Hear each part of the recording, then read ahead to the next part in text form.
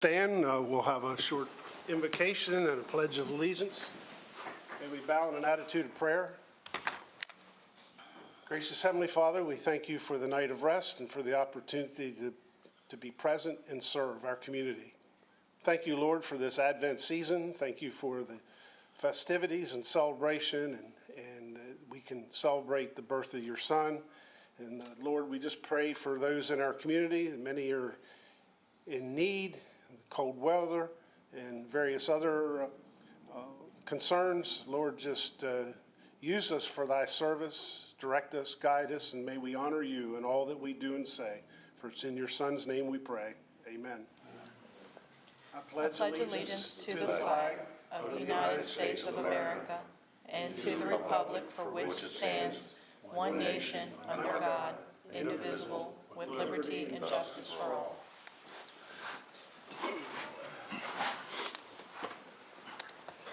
Good morning again. Welcome to our December 12th meeting. This will be our last meeting of this year in open session.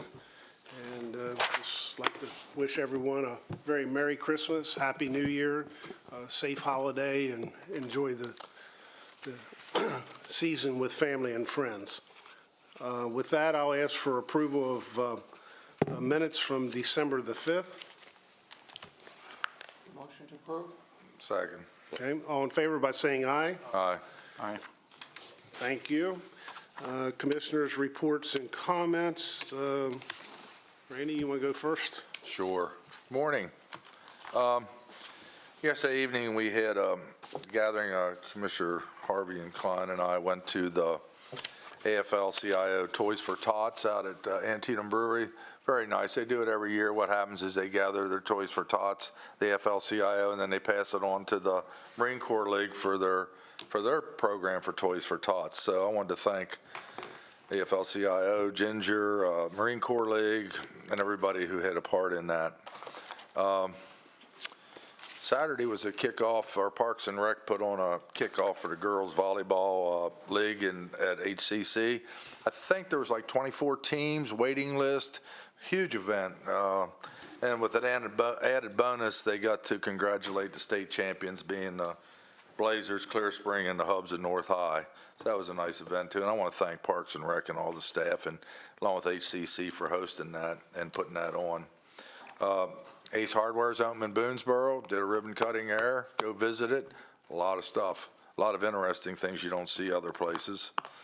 And our last meeting, as Commissioner Barr said, wish everybody and staff, employees, everybody in Washington County, everybody everywhere, Merry Christmas, and hope it's a very nice New Year for everybody and the holidays. That's all I have. Commissioner Kiefer.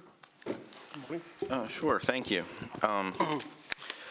A couple of things here, just to follow up on a question I had last week about a county social media post that states something to the effect of no taxpayer dollars contributing towards attracting warehouses. I thank staff for getting some information to me. As it turns out, the project that we know as North Point Development, but you may know it better as the Amazon on Waysville Boulevard. The widening of that road was touted at that time as a public-private partnership. That was a buzzword at the time during the Hogan administration, and county tax dollars amounted to $2,320,933.60. I did not know that exact amount. Thank you for that. And I just, again, because that was used with fiscal year 22 surplus, it was a public-private partnership. It was an attempt to attract a warehouse. I'm hoping there might be consensus from the commissioners to issue a correction with that social media post. I want to make sure we get accurate information out to our citizens, and I think, you know, I think that could be a little misleading. So any interest among our commissioners to issue a correction?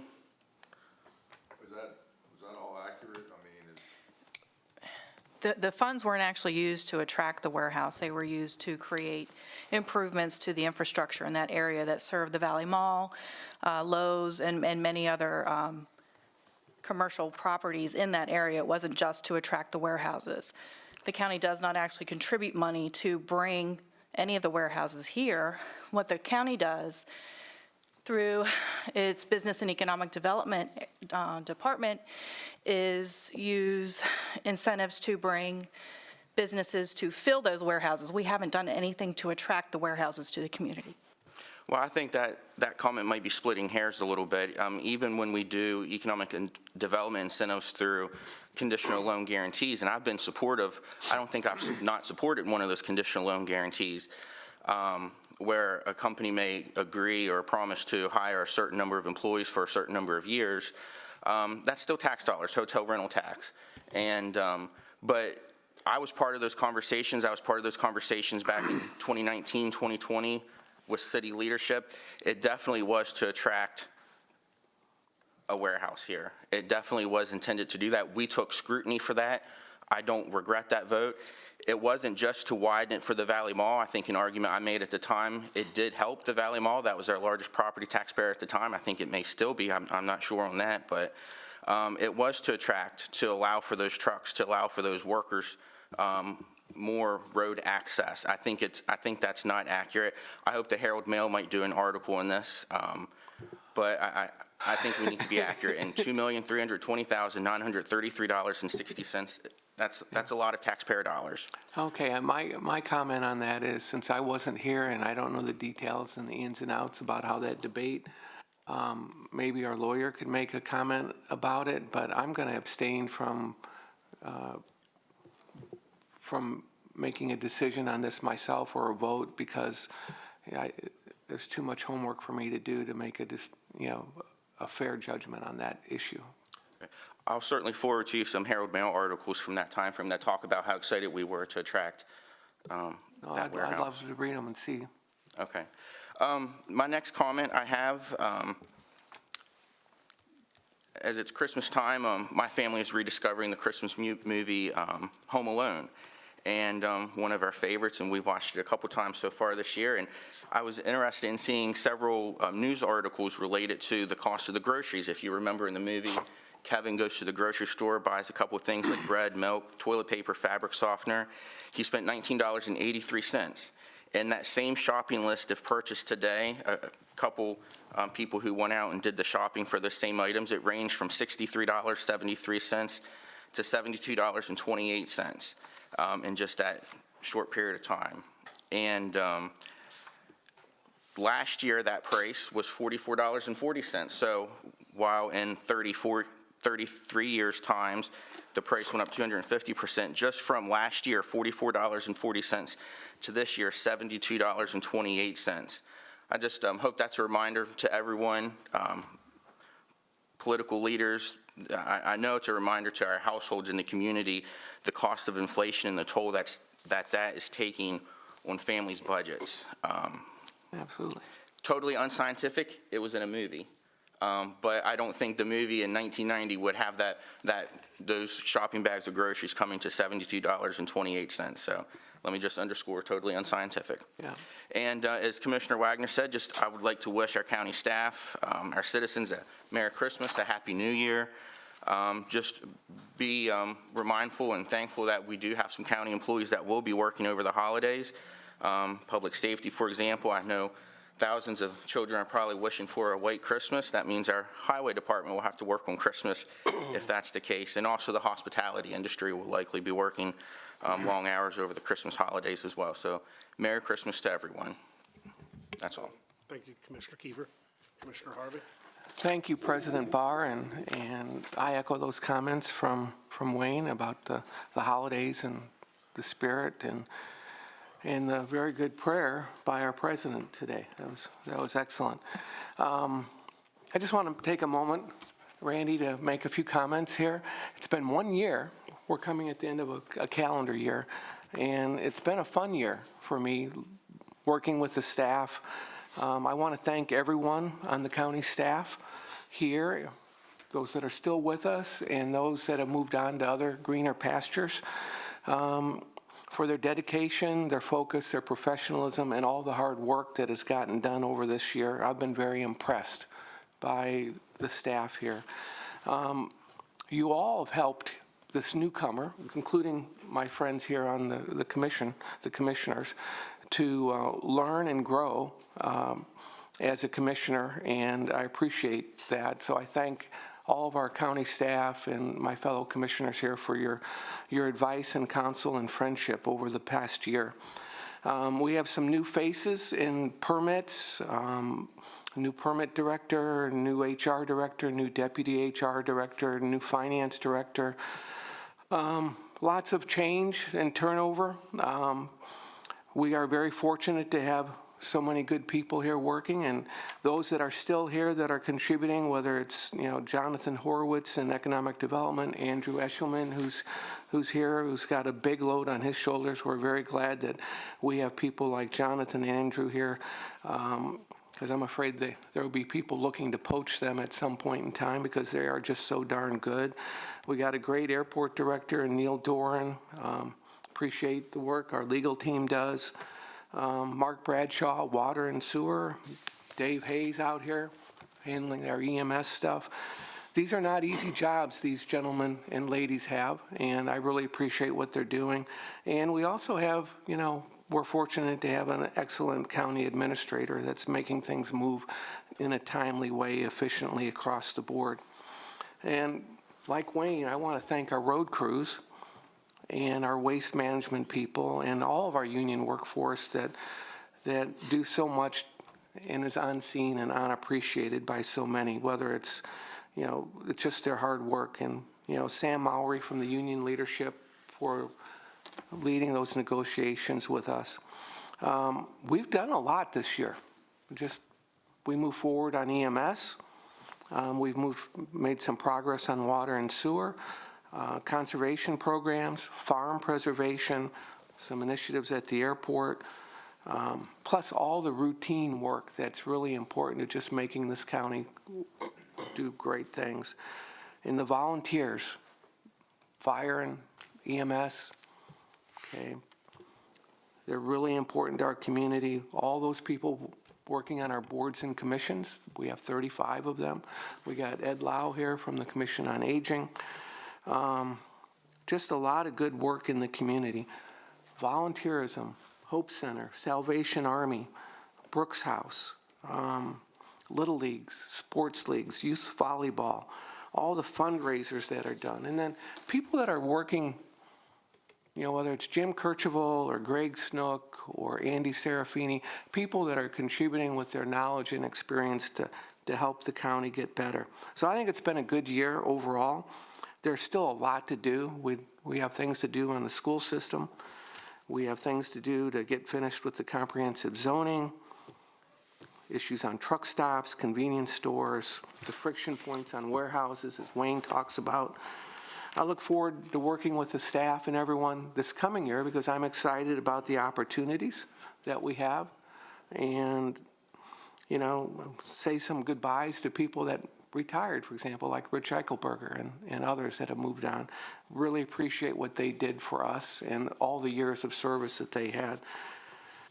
And, the first initiative that I had at the beginning was to get the 9.5% pay raise for our workers. And it was really important because of the inflation issues that Wayne talks about. I hope that this year in the school system that they first and foremost take care of pay and salary adjustments for their workforce before they take any other new initiatives to bring on new staff, especially administrative staff at the high-end salaries, and that they don't take any new initiatives for programs until they actually take care of the people that are the foundation for success for our schools. And those are the teachers, the bus drivers, the cafeteria workers, and everyone doing what they do every day. That's the first priority. Take care of your people. And I hope the school system, the school board, and the superintendent focus on that as job one starting out the year. Thank you. Thanks, Commissioner Harvey. Commissioner Klein. First, Commissioner Harvey, I'll share those same sentiments. You did a very good summary. Appreciate that. So I won't repeat some of that. But I did want to make note that I also attended the Ace Hardware grand opening in Boonesboro. It's a gigantic plus in economic development, community spirit down there.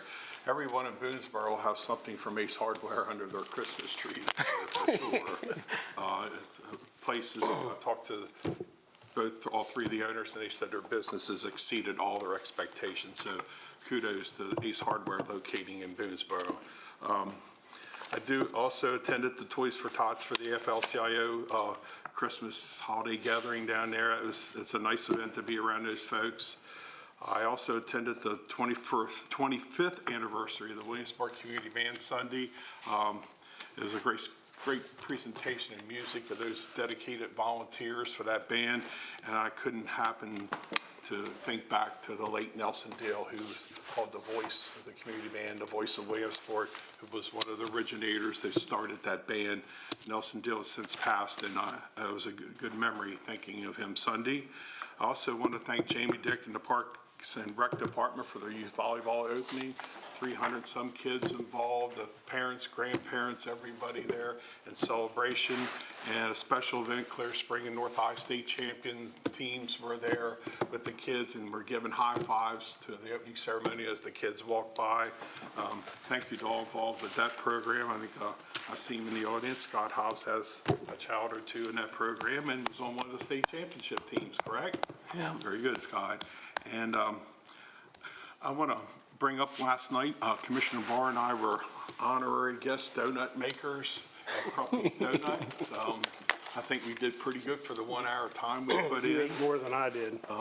I want to express my thanks to Peter Bickford and Melissa Fountain. This was a promotion for the Donut drop. Crumpy's Donut Drop. Melissa and Peter were out front giving away coffee and AT&T coffee and chocolate while we were inside making the Crumpy's Donuts. I told John last night and this morning, I'll never look at a donut the same way again. One of the machines, it's like a 3 or 4 generation family. One of the machines that they make the donuts with was close to 100 years old and still operating today. But one of the big things, not just their commitment to the community and volunteer events that Crumpy's does, but the year after year after year that they're providing jobs to our young folks, giving them the credentials and the responsibility of showing up for work. So I want to tip of the hat and a salute to Crumpy's Donut for all they do in our community. And again, Merry Christmas to everyone. Happy New Year. Special note of thanks to all of our employees and volunteers. Thank you. Thank you, Commissioner Klein. Good morning again. It's a pleasure and an honor to be here this morning. First and foremost, I want to thank my fellow commissioners. It has been a good year. 2023, we've worked together. We've gotten a lot accomplished, and thanks to staff and incredible staff, we are in good hands in Washington County. On a fun note, as Commissioner Klein stated, it was very interesting, a lot of fun at Crumpy's last night. Had a good time, family, friends, and I didn't realize the hard work that those folks do 6 nights a week, and standing on the concrete floor and the dough making. And I know Commissioner Klein, I thought he was going to disappear because he kept sticking his nose and trying to figure out the secret recipe that only the Crumpy family knows. And We weren't allowed to look in that bag. I think they have a black hole in the back somewhere where they could dump him if he found out. So Well, there was a rumor that if you bought a dozen donuts last night and there was a bite missing, John Barr took it. So, we, obviously you can tell, we had a good time and it was for this community, and we wish them well, particularly with the donut drop on New Year's Eve. A couple other things, very busy time of year, as we've all been stating. I have to shout out, there's a lady by the name of Kendra McDonald, lives out in the halfway area of Hagerstown. She's a music teacher, piano instructor, and she has a recital once or twice a year. And this thing is trifold. It's listed. There must be 35 young students on here that my granddaughter, Hadley Grace Hallbaker, was a participant Saturday evening. All these students did an excellent job, and it was a real nice recital, most of which was Christmas music, and it was just a good time. So congratulations to Hadley Grace Hallbaker. She did a real good job, as the other 34 on this list. So Last week was Winter MACO, Maryland Association of Counties. Many of you know that, a number of years ago, I'm a past president, so I get invited to all MACO events. As usual, it was well attended. Our governor was there Thursday afternoon and Thursday evening. And a lot of good exhibitors, a lot of good topics, several of which I attended that I thought was very interesting. One was called the Blueprint for the Blueprint, and it got into the particulars and the details on what's coming for the Blueprint for Education, the Kerwin, better known as the Kerwin Report. They had a 2-hour session. Dr. Kerwin was there, and in 2027 and 2028, when this thing is fully implemented, we're talking about $4 billion across the state of Maryland. It's going to increase. So as we are challenged with our budget and looking ahead, these are just some of the many things that we as commissioners and financial support for the school system in conjunction with the state are going to be challenged with. This thing has been set in motion, and each year there's different parameters. And I think in 2028, when it's fully implemented, it's over $4 billion increase. So Dr. Kerwin kept saying, what are you all worried about? 70% of it's state funded. Well, the other 35, whatever winds up, the mix is truly is still on the backs of the counties. And the room was packed, standing room only, as you can imagine, and there's a lot of concern and somewhat consternation of where this is headed. So, and I know many of us here are concerned about, the true basics of education, the lack of discipline, and a number of other issues. So, and safety and security. I've had several emails in the past week about, safety and security issues, and it was ironic that, we've just voted to help assist with that to the tune of $1.5 million. So we're doing our best to work together. Near and dear to me is Salvation Army, the bell ringing. The campaign this year is like $85,000. Please remember that as you put money in that bucket, every penny of it goes back into this community, taking care of the needy. The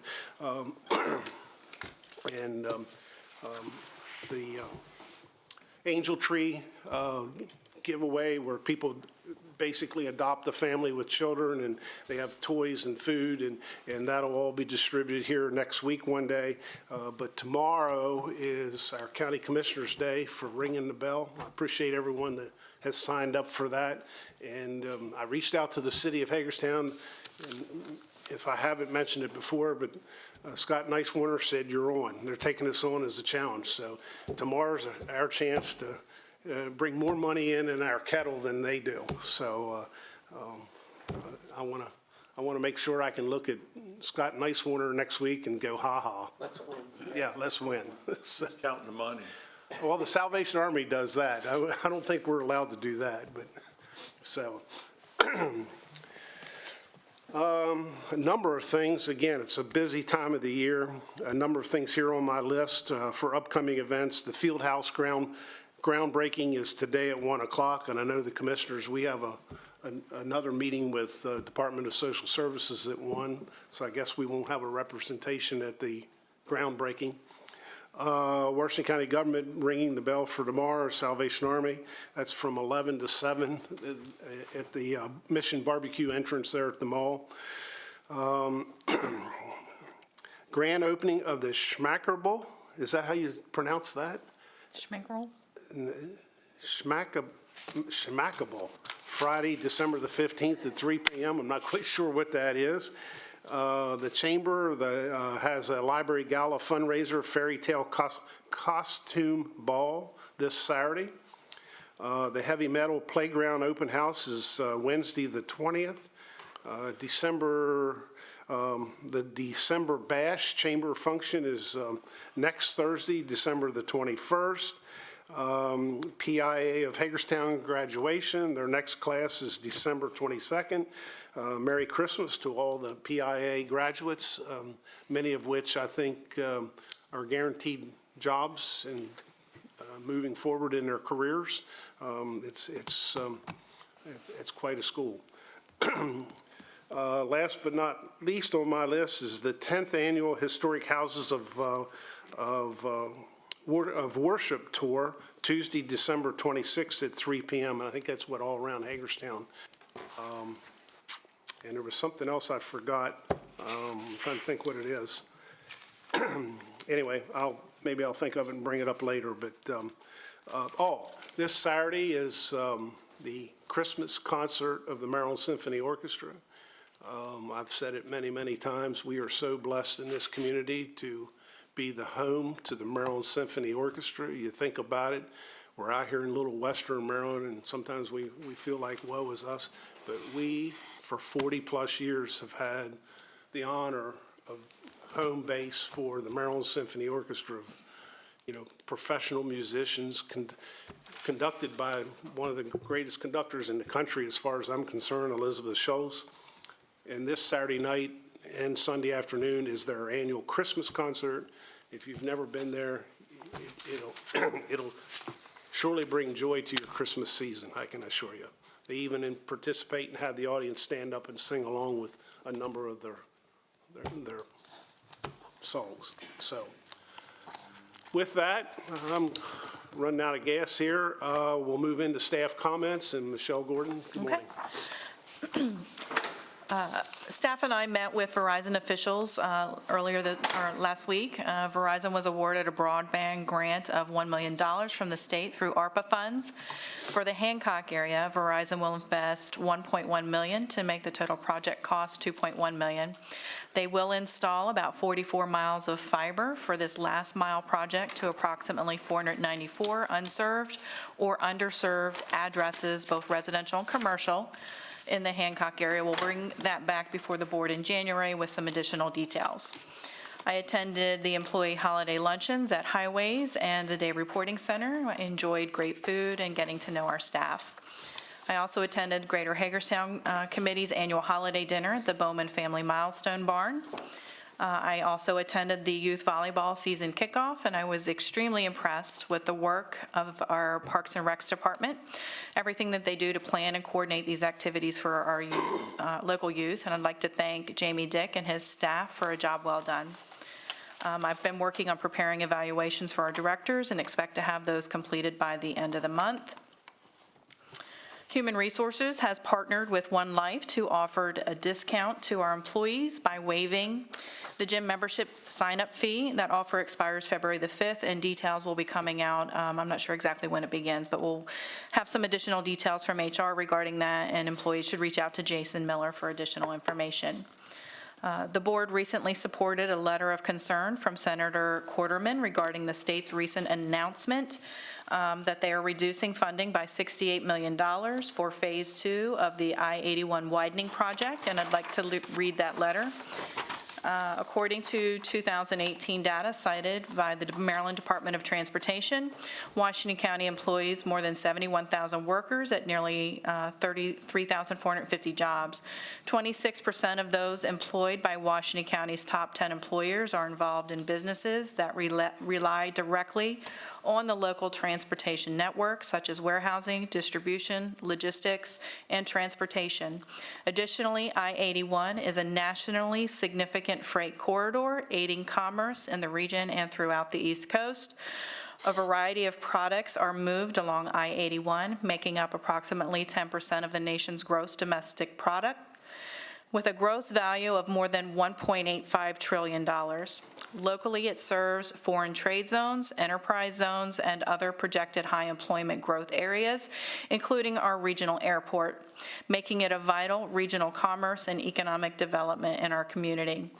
The I-81 corridor improvements are desperately needed to provide capacity for planned development and to reduce congestion related to high truck volumes.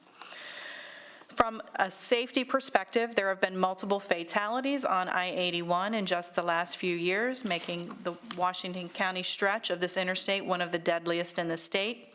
Between 2011 and 2017, the number of crashes increased by 85% along the corridor. According to data released by MDOT, the 12.1-mile segment in Maryland has a significantly higher fatality crash rate compared to similar roadways within Maryland. The fatality rate is over double along the I-81 corridor than the system statewide. The safety concerns of our citizens should be of the utmost importance to this administration, and the decision to remove funding from this critical project is extremely disappointing. We are requesting that $68 million in funding be fully restored and that the allocations are made for the third and fourth phases to be completed as soon as possible. This letter was supported by it was drafted by Senator Quarterman and supported by Senator McKay, as well as our Commission President, John Barr, and all of our commissioners. The last, May I go make ahead. a comment Sure. on that? If they delay the funding of that remaining $68 million for construction, that's quickly going to turn into $130, $140 million. Further delaying it maybe till a century or a decade later. That's, I mean, that's terrible. And I've spoken to Senator McKay about bringing up some of Commissioner Kiefer's comments about reducing speed limits and other safety factors of 81 this year's legislative session down there. But that funding needs to happen today. That road needs safety and the ramps and things improved today. It's as you mentioned and Senator Quarterman mentions, the amount of economic development for the region depends on that highway and the safety of our citizens. So I just want to further emphasize my support for that letter and the increase or the funding to happen now for 81. okay. Yeah, I had a question on that too. That wasn't initially, it was 100 million, right? They funded the design portion of it, and I believe that they've only cut $68 million of the $100 million. That's correct. But then that leaves, 32 million. What happens to that That'll be used for the design portion. design portion? So just like Commissioner Khan said, that's not going to happen for years and the price is going to escalate. And I think we have to pay attention to the administration that, I was talking to a lot of people over the weekend that a lot of people's funds are going to be cut, including state police said their funding's going to be cut. I mean, I get it if there's no money, but, there's some necessities that have to remain: police, safety on the interstate.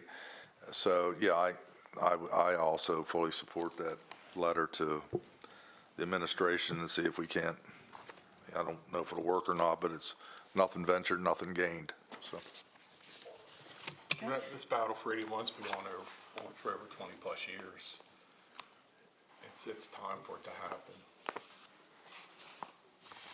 Okay. The last thing I have, if I could have Director of Public Works, Andrew Eshelman, if you could come up, just in case they have any questions for you. The Public Service Commission is seeking public comment on December the 15th regarding certificate of public convenience and necessity for solar farms. They are looking for comment related to a number of items, and I'll just go through the list of those items. How the commission can encourage consistency with county's comprehensive plan and zoning laws, how applicants can best avoid negatively impacting sites with historical, cultural, and environmental significance, how applicants can maximize economic benefits to effective counties by adequately addressing negative impacts to tourism and land values, how applicants can adequately address negative aesthetic impacts, how they can applicants can adequately address impacts to impacts related to construction, including noise impacts, traffic disruptions, and soil erosion, an adequate decommissioning plan, how they can ensure adequate opportunity for stakeholder input from the county as well as others, and whether there is a standard licensing condition that they could potentially incorporate, or streamlining the process for backup generation sites that support data centers. The staff has, I talked with Andrew Eshelman, our Director of Public Works, about this, and some of the comments that we already include in our comp plan are some of the things that we would like to put forward on Friday for this public hearing, and we would like to see if the commission has any additional input. So some of the inputs that we have regarding solar energy generating systems include supporting restricting commercial size generating facilities in priority preservation areas. Not only are they incompatible with the adjoining rural land uses, but they degrade rural view sheds and often require supplemental distribution infrastructure. We should support allowing these solar energy generating systems on rocky pasture lands and non-productive farmland outside of the urban growth area and preservation areas. Rural undeveloped farmland should not be seen as a first option due to the lower site development costs. And while the state controls approval of large energy generating systems or solar projects, the county should institute or could institute a pilot program or special solar exemption for taxes that incentivizes where they can be built to, in effect, de-incentivize or penalize development on land in the county that the county wants to protect from this development. In general, over the next 20 years, we're going to see increased need for this land for solar projects, and we just wanted to get some additional direction from the commissioners to see if there's any additional input you would like regarding this public comment for this public hearing on Friday. Something I'd like to see, and maybe it's not necessarily a solar farm, I've heard from many citizens as our warehouses grow into the millions of square feet, why can't we find a way not to necessarily require the developer to, but incentivize somehow for solar panels to be placed on rooftops of these large buildings rather than in people's backyards that's empty farmland. We have, again, we have many warehouses, and I know in speaking with our economic development team months ago about it, there's, of course, heating, ventilation, air conditioning equipment that needs to be stacked on top of the building, so not every square inch of that 3 million square foot warehouse can be used for solar panels, but there still has to be a lot of available land up there. And maybe we can view that as a priority versus taking up new land. Take land that's already been destroyed and place it there. So could that be a priority? Yes, I believe so, and that kind of speaks to, there's some tools even at the local level that could be considered, again, to kind of level the playing field, because there's personal property tax that gets assigned to some of these investments, and so there's some things at the state level that can be considered and some things at the local level.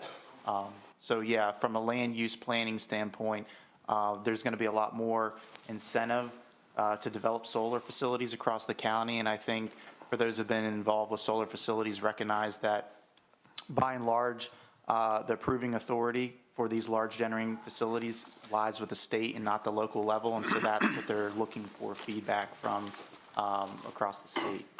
I would, All good. No, hey, want me to go? yeah, let me go. You go. Yeah, I'll go. Thanks, Okay, Randy. Derek. Following up on Wayne, Andrew, what I would like to see is, these solar projects are profitable. So they don't need incentives because they make money anyway. They get enough incentives from state and federal government.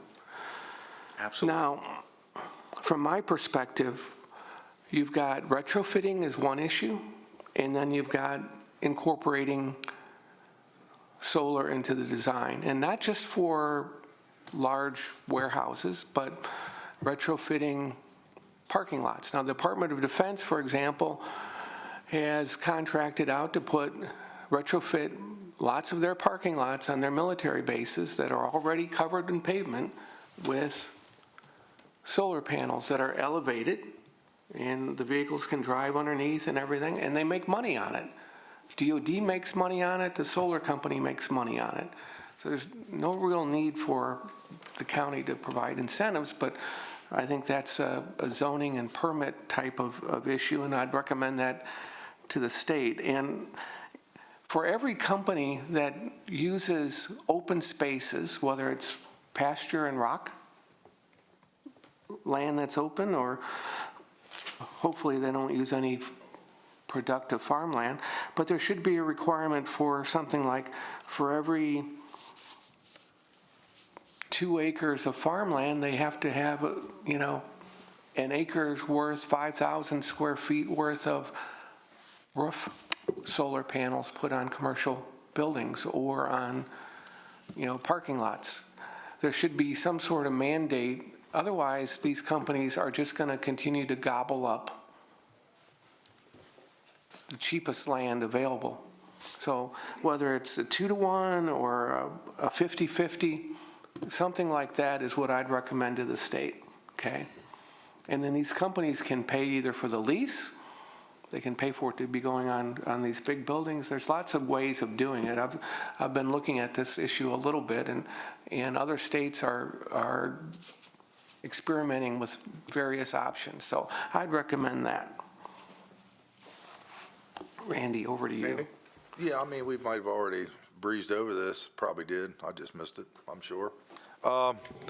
Isn't there, explain to me the Maryland, I mean, we're back to, we're going to be demanded to do something somewhere. What's it, by certain time, 53% of Maryland has to be? Yeah, I mean, ultimately, there's renewable energy standards that require the public utilities to have a certain percentage of renewable energy in their portfolio. I think ultimately that goal is 50%. There's a carve-out for solar at 14.5%. I believe right now around 2.5%. So if you just think about order of magnitude and where you're going to develop and get that from, you're going to see exponential growth. So this whole conversation that has been taken into consideration, obviously, that we're going to have to do something. Somebody's going to make us do something, correct? I hate mandates, again, it's by not the that way, the county has to do it. They really put it on the backs of the utilities. Okay. And so it's essentially set up that they have to have that makeup in their portfolio or they start paying penalties. So it gets a little bit more complicated than that, but that's essentially how the state is going to require these standards to be met.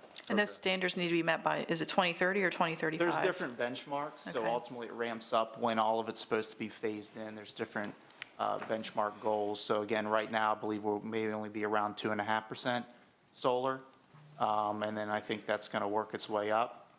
But I think ultimately for the current bill that's been passed, it's around 50% renewable energy. So that can include Gotcha. hydro, nuclear, wind, things like that as well.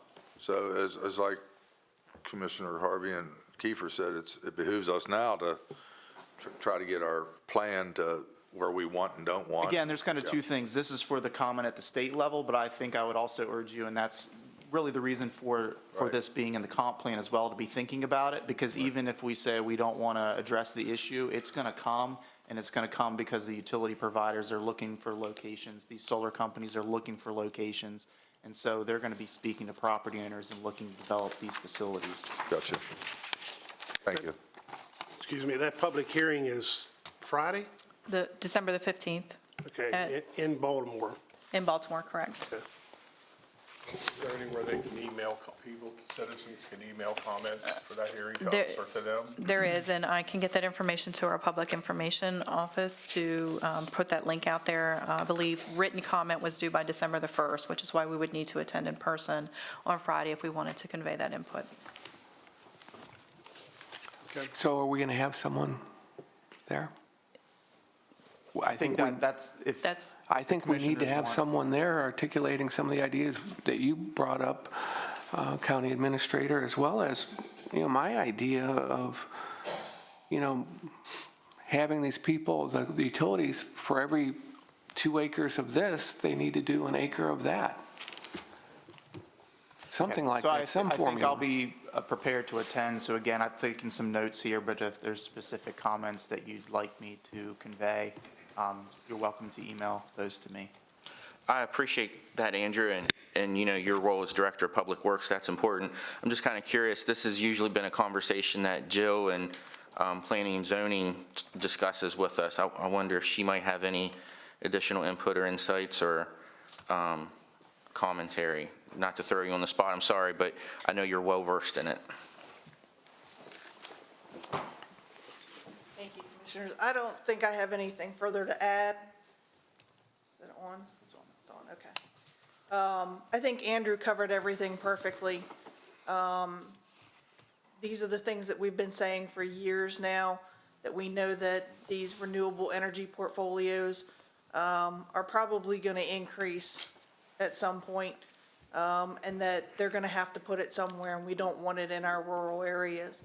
So I know the Planning Commission has talked about some text amendments to require solar-ready facilities on larger buildings, including the warehouses. You'll probably be seeing that coming through in the next couple months. So I'd have to agree with everything being said. These are all things that we've talked about, thought about, and want to incentivize to try to keep these types of uses out of our rural areas. And I'll say, at staff level, you know, we've spoken collectively about this, and Scott Hobbs as well, because it's important to recognize it's not just the solar facilities themselves, but the distribution. And so then that you're talking about, you know, how you're going to locate those utilities either in the right of way and the safety concerns with that. So it's more than just the facilities themselves, it's entire electrical network. Okay. If there's nothing else, I think staff has their direction, and we'll move forward with that. Thank you. Incentivization has got to come from the state. I don't think we have a reason to use our tax dollars to subsidize what is already a profitable industry. It's just a matter of how much they make. They make more money by taking easily developed flat farmland than they do retrofitting parking lots or, you know, large buildings. So I think we want to be obligating, or thinking about obligating our tax dollars. Is there agreement on that? I absolutely agree, Commissioner Harvey, and I believe it was in the last term, the solar project development that went out in the Pinesburg area, I forget the name of it, but in that general area, came into us for the tax incentive, and they were this close to finishing the project. I think they even had solar panels up in the field, so they didn't need it to make it financially viable for them. I guess they found out about it after they started, and they wanted some additional money. So it wasn't required. Is there agreement on that? Sure. Absolutely. Okay, thank you. Thank you. And that's everything that I have. Thanks. Okay. With that, we'll move into citizens' participation. Once again, this is an opportunity for citizens to comment about an issue or issues of county practices and interests. This is not an interactive dialogue or question and answer session. It is solely time to hear citizens' comments. Please limit your remarks to 3 minutes or less, and please give us your name and address for the record. Good morning, Mr. Lowe. Morning. Hear me just fine? Yep. Thank you. My name is Ed Lowe. My address is 10728 Connor Drive, Williamsport, Maryland, 21795. First, I'd like to take this opportunity to wish each of you a very Merry Christmas. I'd like to wish each of you quality time with your family and friends. I'd like to wish each of you a spirit of giving during this holiday season. And I'd also like to wish you a very happy and healthy new year for 2024. Esteemed commissioners, comments made, with all due respect, by Commissioner Harvey and Commissioner Wagner during your Tuesday, December the 5th meeting compels me to address you today as the President of the Board of Directors of the Washington County Commission on Aging. A concern was mentioned by Commissioner Harvey about the Meals on Wheels program.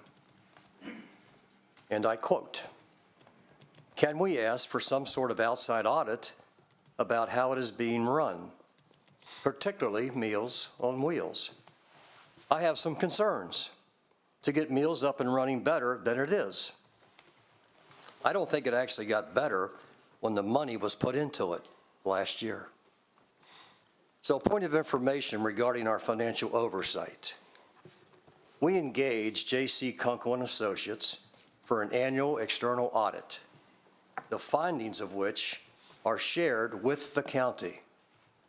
Smith Elliott Kern, SEK, is responsible for our 990 forms. We have multiple audits, including state and federal. We have made a concerted effort in selecting a finance committee, which includes 2 certified public accountants. That's 2 CPAs on our finance committee. I ask that Commissioner Harvey provide detailed facts about the implied concern. I'm happy to receive those detailed facts now, or you can email me separately. Let me say that again. I'm happy to receive those detailed facts now, or you may email me separately. This will enable the Commission on Aging to immediately look into the matter and take appropriate action. The Commission on Aging is dedicated to serving our aging community, and we take all concerns very seriously.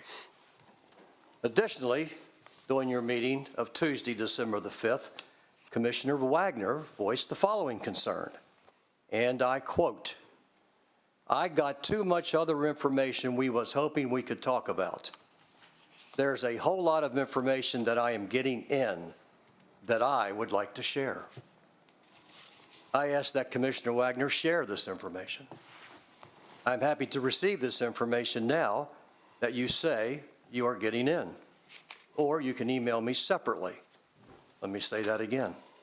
I am happy to receive this information now that you say you are getting in, or you may email me separately.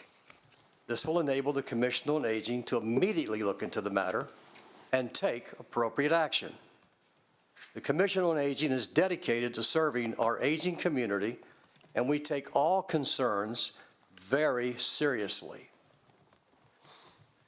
I have a letter from our CEO, Amy Olak, that I wish to give to each commissioner, which includes her email and includes my email. Mr. President, how would you like me to get these to the commissioners?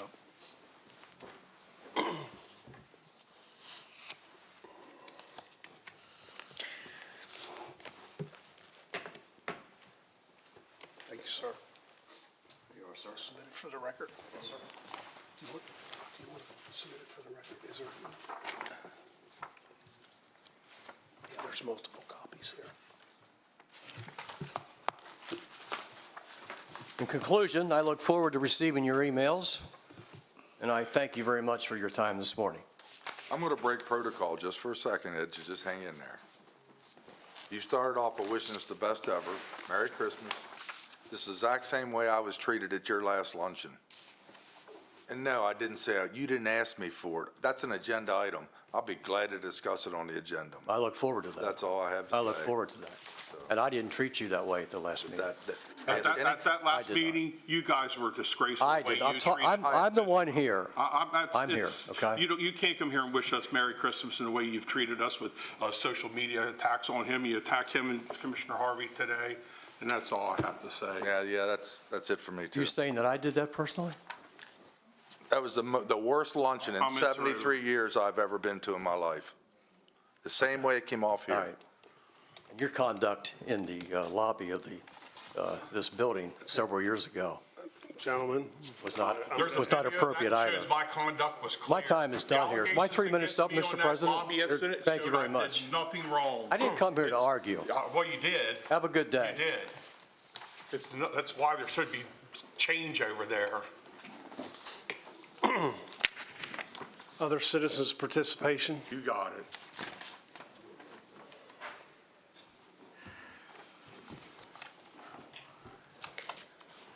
Good morning, Commissioners. Stephanie Phillips, Summit Avenue, Hagerstown. I also have investment or property in 2 other states. First, I'd like to start with something complimentary, the Santa visit at our mall. There's a nice large bench where several children can assemble with Santa, extra seating for parents. I think you could bring a pet, but I'm not 100% sure. I haven't been there this year. You can get your photo done. It's efficient, it's safe, it's a good model for all people. Thank you. This is PG, just for closure on comment last week. It was a good place to break. The end result was I was spared. When it was over, the victim acted like nothing happened. She was enthusiastic about going to the beauty pageant out of the country in Santo Domingo. when I was dropped off, I was immediately intercepted with a peer who asked, "Who is that man? And what's wrong with you?" And I told the truth, and they said, "Here's what you're going to do. You're going to go home, you're going to tell your parents, and then you're going to go back to your job." I worked for him for a few more days, act like nothing happened, then have your dad call angry, say he caught you with your boyfriend, you're on indefinite restrictions, and he'll get back to the man when your, status has changed. And that worked for me. As we consider December world peace and the celebration of baby Jesus, I think we should also recognize and appreciate all of our postal workers and all of our transportation services of goods, truckers, etc., the support services that fuel, feed, and repair their equipment, keeping our country running. There's an excellent video at Washington County Library that explains where and how agriculture is grown around the country and how it is very complex in the transportation to all people. We have a unique situation here at this intersection of two major interstates. And within every small group of every organization, subgroups can form and try to find other ways to make money. And people get leveraged and compromised in all kinds of ways. For a long time, people have considered truck stops a problem. I've done research on this. I have worked at a local truck stop in your area. I have frequent truck stops. My father's favorite restaurant was Waffle House, and it's not because their food was so great, but because they were open 24 hours. They kept our truckers fed, and he considered our truckers as some of the most important civil servants of our country. Before the invention of cell phones, they were the first responders with their radios. When they saw distressed drivers, they would call it in and they would get them help. The best way we help those few small percentage that are possibly compromised is by getting each one in their neighborhood of origin to join their neighborhood watch. Their families greatly sacrifice. They're kind of like military. They join the neighborhood watch. You have your Strong Citizens Emergency Preparedness Day, and you work together as a team. Mrs. Phillips, I need you to wrap it up. You're well past your 3 minutes, please. Okay, well, Get to you the all point had and an wrap it up, extended argument. please. Let me just gather the last thought then, make sure nothing important was omitted. Yes, I think we should make a commercial on your television channel and appreciate these people and consider inviting Santa to join, and also appreciate and thank them and say it's a big job getting all the gifts to all the children. It's gotten so big. We need to appreciate the other people that help. It'll be a great transition into adulthood. Thank you for your consideration. Other citizens' participation?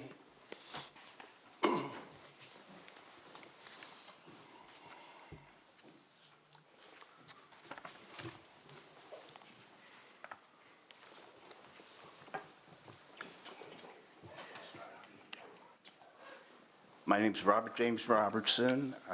Live currently at 1246 Maryland Avenue, which I've been there for many years now. Lifelong resident of Maryland, except the years I was in the military during Vietnam. I know we have some service people here. My concern is I bordered Dobbs Wood Park for 38 years. I'm there every week, many times every day during the week. Most of the time when the office is closed, weekends, evenings, because at 4 o'clock, the traffic getting out of that place is very, very fast. I see a lot of changes that I believe are negative, okay? Pre-COVID and post-COVID, I've talked with them down there. I get a lot of reasons which I may say are excuses. Dobbs Wood Park, I don't know how familiar people are with this park. It's not like Hathaway or Marty Snook's Park, which is a recreation park, great for the community, great for the county. It's called Dobbs Woods Park. I have a lot of concerns. Main one, number one, is tree cutting. Eventually, it's going to be called Dobbs No Woods, because They cut those things down, and I talked to them about, do you have tree experts? Well, you know, occasionally we have them come out. I will stop right here, and I would like, if the commissioners feel this might be a concern, okay, as strongly as I do, I'd be happy to consider taking a walk with them in Dowswood Park some afternoon if anyone's interested. The changes that have occurred over 38 years have not been for the public. Dowswood doesn't have a swimming pool. It doesn't have a lot of recreation place. It's nature. Right now, there are deer in there. There are fox dens. I'll tell you one thing, Supervisor doesn't know where these are. I do. My son does. That's all I have other concerns too, but this is the main concern. I believe that no tree should be cut there unless it has been considered unhealthy enough that it cannot be restored in any way or unsafe totally, okay? It should be, that decision should be made by a Maryland tree specialist, forestry person. The workers then say, well, I know when a tree's dead. And I say, yes, I'm an organic gardener for 52 years. I know a lot about vegetables. I'm not a botanist, but I have a science degree. And again, my open invitation to anyone who has an interest. If you go down and talk to them, they're going to give you all vandalism, and I know there is some, but I'll tell you, over 38 years, I've seen very little. They've stuffed things in the toilets, yes. Okay. They've even broken some of them apart, but no graffiti sprayed around. The worst thing I have found there is you get a lot of mostly younger people there that use language that is just unbelievable. And you can talk to any of the evening supervisors. Okay, Lester's dead now, he can't talk to you.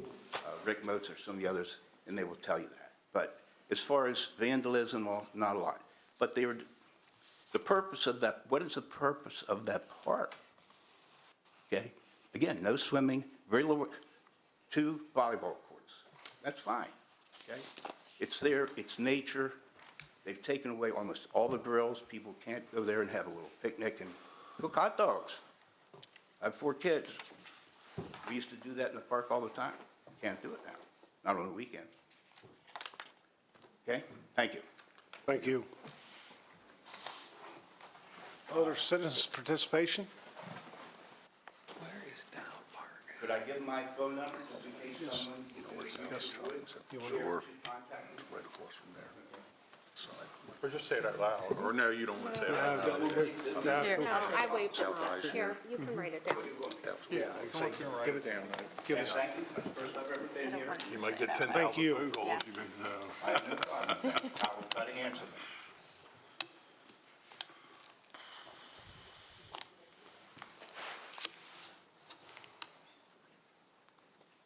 I just had surgery on my laminectomy on my back.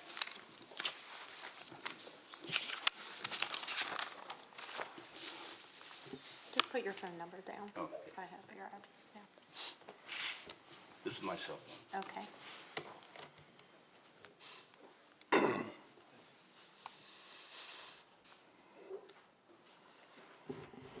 And thank you very much. Thank you. Thanks, Mr. Robinson. Thank you, sir. Thank you. Thank you, Ms. Miller. Good morning. Name is John Heichu, 10823 Oak Forest Drive, Hagerstown, out there at halfway. I have a compliment and a concern. Halfway Boulevard, in between Downsville Pike and Virginia Avenue. When you pull out Oak Ridge Drive, some years ago, the brush, bushes, trees were cleared so you could see oncoming traffic a whole lot better. It took a tragedy to make that happen. I thank you for making that happen. That's the compliment. My concern, same stretch of road, when you're coming from Downsville Pike, turning left on the Meadowwood Drive, There's been some accidents there. I have witnessed, I've been there 40 years. I've witnessed a few close calls. Some people make that turn like they have an egg underneath their gas pedal and just want to, you cannot see the traffic coming towards you soon enough. There's trees, bushes, brush on the right-hand side of the road. If they were done away with, you may be able to see the traffic coming at you, I don't know, I'm guessing maybe 40 yards sooner. If you make that turn and the traffic is coming anywhere close to the legal posted speed limit, you're pretty much okay. That don't always happen, the legal posted speed limit. I'm just trying to prevent another tragedy. I'm sure there's qualified people, work for the county, to evaluate my concerns. Go out there and sit there for a while and just like you're gonna make that left-hand turn and just see if you feel safe doing that. I don't wanna see somebody's life disrupted by something that should be an easier fix. Even when, at nighttime, it ain't as bad. Because you can see headlights coming. You can't see the car, but you know something's coming. So you just sort of sit there and wait a couple minutes, see how fast they're coming, and make the turn.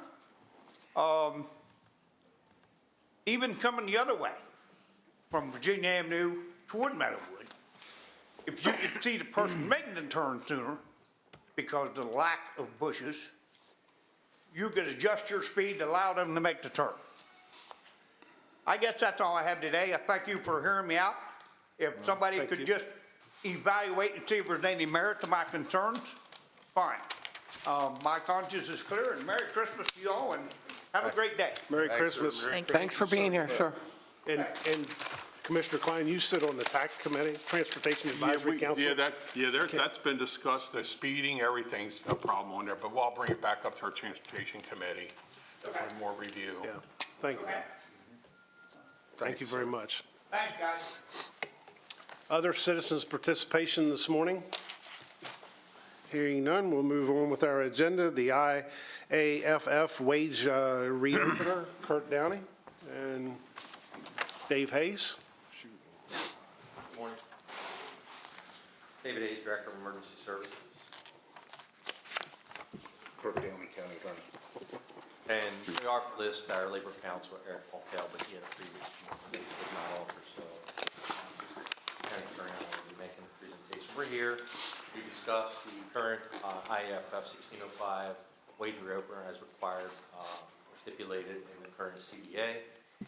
And the recommended motion is moved to approve the proposed attached IAFF MOU relative to wages and incentives. Glasses on here will do better. The county, as required by the IAFF Local 1605 collecting bargaining agreement, has remained engaged in negotiations related to wages and benefits for employees of the Division of Emergency Services.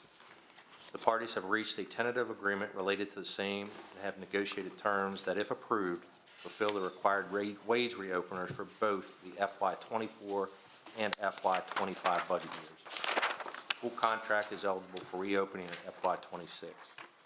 Our discussion, through collective discussions, the parties agree that a modification of wages will occur, in theory 5%, and in exchange, the addition of the 8 hours of holiday pay on each county recognized holiday shall be discontinued. Employees would still receive 1.5 times their regular hourly rate for each hour worked on a county holiday. Additionally, employees will receive technician incentives, for example, hazmat $1,000, confined space plus one additional technical specialty is an additional $1,500, and swiftwater technician plus one additional technical specialty is an additional $1,500, provided that they are appropriately certified and remain operationally credentialed by the county in the specified disciplines. Likewise, employees who are certified as a paramedic by the state of Maryland and remain operationally available for assignment by DES as necessary will receive an additional annual incentive of $5,000 payable biweekly. The wage modification and technician incentives will be retroactive to July 7th or July 8th, and that's a clarification from Budget Finance of 2023. The wage modification and incentives are appropriately balanced and will help to continue the recruitment and retention of quality employees. The fiscal impact is approximately $218,500. It is covered in the FY24 budget. Give concurrency for myself, the county attorney, or county administrator, the county attorney, and the local 1605. And the attachments is the 2023 CBA MOU supplement. I do want to point out that while we list the fiscal impact at $218,500, approximately $175,000 of that is the transition from the 8-hour additional holiday pay that will no longer occur and will be moved up into their actual wages. Dave, the agreement I'm reading, is this a retroactive to back to the July 23? Is that, am I reading that correct? Or? That is correct. Okay, so anything we do today be retroactive? Correct. Okay. And why is that?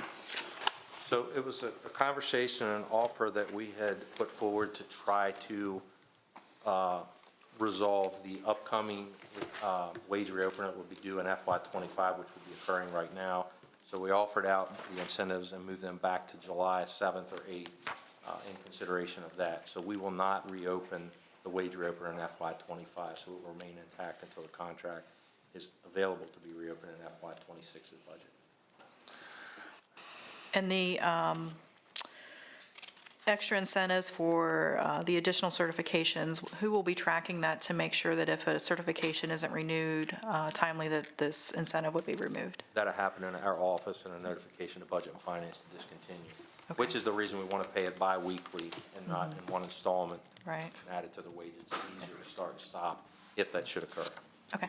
You explained the fiscal impact, and I see concurrences by attorney, you and county administrator. I mean, I'd motion to approve the attached agreement. Second. Motion second on the floor. Other discussion or questions? Hearing none, I'll call for a vote. All in favor by saying aye. Aye. Opposed? Same sign. Thank you. Thank you. Okay, gentlemen. Next item is a public hearing. This public hearing is for application for zoning map amendment, RZ 23-007. And Jill, you're up.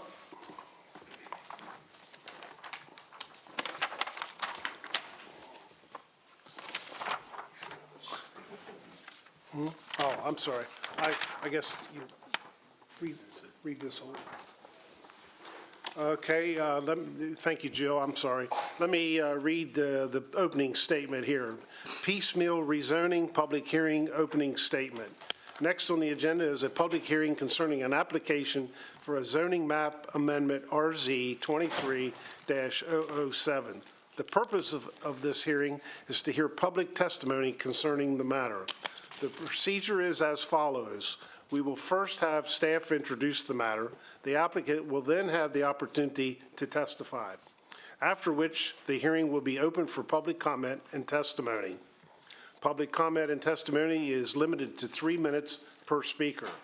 After everyone who wishes to speak has done so, the applicant will have the opportunity for a brief rebuttal.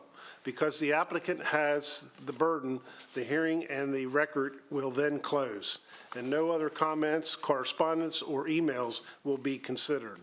The commissioners may discuss the issue and take it under advisement, or they may reach a consensus to approve or deny the request. If a consensus is reached, the county attorney's office will prepare a proposed decision for formal adoption at a later date. And I guess, Ms. Baker, would anyone who will be testifying today please stand for the oath? I'm sorry. So we need everyone to, I'll turn it over to the county clerk. Do you hereby solemnly swear and affirm under the penalties of perjury that the testimony you are about to give shall be the truth, the whole truth, and nothing but the truth, so help me God. Okay, thank you. And Ms. Baker, please introduce the matter. Thank you, Commissioner. Jill Baker, Director of the Department of Planning and Zoning. Presented here this morning is a rezoning case, RZ 23007. It's a request to apply an historic preservation overlay on lands located at 13215 Smithsburg Pike. It's a little bit of a departure from our typical rezoning cases that are changing Euclidean zonings. This is a request for an overlay district which imposes additional guidelines during the construction or modification of new or existing structures on the subject property. Should be noted that only a portion of this property is being proposed for this overlay. The property contains a multi-part farm that includes a stone dwelling, stone bank barn, and brick smokehouse. The justification statement and staff report go into greater detail about the property and buildings. But one unique characteristic of this property is that the house sits over top of an active spring that once produced water to the town of Smithsburg. So there are environmental features on the property including floodplain, wetlands, and potential state endangered species. So this is a primary objective for the overlay. The rezoning is considered to be consistent with the policies of the comprehensive plan based on plans for the continued use, restoration, and preservation of the property. The rezoning site and uses thereon appear to exist cohesively with adjoining properties. Surrounding development is predominantly agriculture with a scattering of newer residential development. This property is included on the Maryland Inventory of Historic Properties, along with more than 20 other sites located within a 1-mile radius. Criteria for the establishment of the HP overlay are outlined on page 5 of the staff report. So I'll let you guys read through that. That was included within your packet.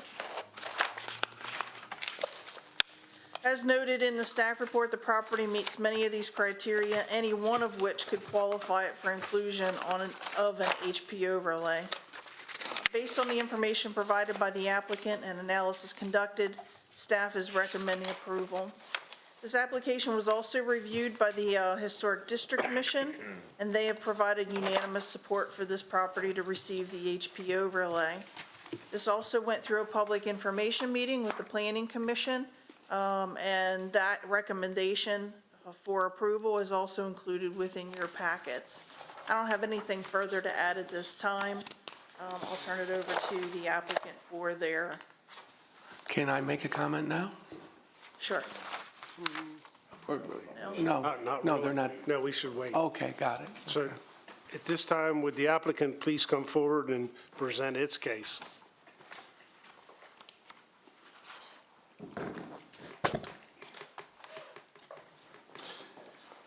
Morning, Commission President Barr, County Commissioner, staff, and the press. First, extend my and Laura's sincere wishes for season's greetings, Merry Christmas, Happy New Year. Laura, my wife, Laura Lane Unsworth, who serves on the Veterans Commission, I know Jeff Klein knows her, and also Commissioner Harvey, couldn't be here this morning as she is a federal government employee and has to go through some mandatory training. Yeah. I, however, am retired as of 1 December after almost 36 years of military service. And this property that we're discussing today, after completing my first mission, this is the next mission for the rest of my life. We were very fortunate to acquire this property in August at a Matt Hurley property auction, and have gone through an extensive and exhaustive 3-month process to get us to settlement as of 17 November. This is a unique property, a special property. We have been amazed at how many people we just run into who are familiar with this property outside of Smithsburg and who spent time there as kids. And just a quick anecdotal story, my wife's sister worked in South Carolina for BAE Systems, and one of her colleagues is from Smithsburg, and they were talking one day about the property we just acquired. He said, I was there many, many times as a kid, so this is a pretty special place. It's long been a dream of ours to have historic property, and of course, this is a pre-revolutionary property with the original part being at least 1760, and perhaps even earlier, and other structures 1810 for the main house, the bank barn, smokehouse. So we just think it's important, and realize, of course, that we're placing additional restrictions on ourselves with this zoning request, which is somewhat unusual. But we are, eyes are wide open about that, but we think it's important for historic preservation. It also helps us with some of the things, the process we'll have to go through with building permits and all that kind of stuff to have this designation and allow us to preserve and restore this property in the correct way. We've enlisted some of the best folks to help us in this process with Doug Reed and Paul Wade. It's going to be our general contractor. And, everyone has been enthusiastic about this. I would also like to take a moment to thank the county staff. And in particular, I'd like to mention, of course, Planning and Zoning, Jill Baker and Megan Jenkins, who have gone out of their way and bent over backwards to help us. Heather Williams from the Department of Engineering, and Michaela Stevenson from the Health Department. I know you often hear anecdotal stories about folks coming in that have problems with county staff, particularly planning and zoning, when they're trying to do things. Well, our experience could not be more different. And finally, my very good friend, Ann Aldridge, who serves on the Historic District Commission, and at one point she thought she was lining us up to buy her property at some point in the future. But we found this one, and we're pretty fortunate to have found it. And we're excited about moving forward in restoring this place. And then, sharing it with the community. This is the kind of place that deserves to be shared, to talk about, our Smithsburg history, county history, state history, and national history, because the oldest part of the house has been around for at least 263 years. That's pretty significant. So I believe that's all I have to say. Thank you. Okay, thank you. We will now open the hearing for public comment. Anyone wishing to testify from the first row?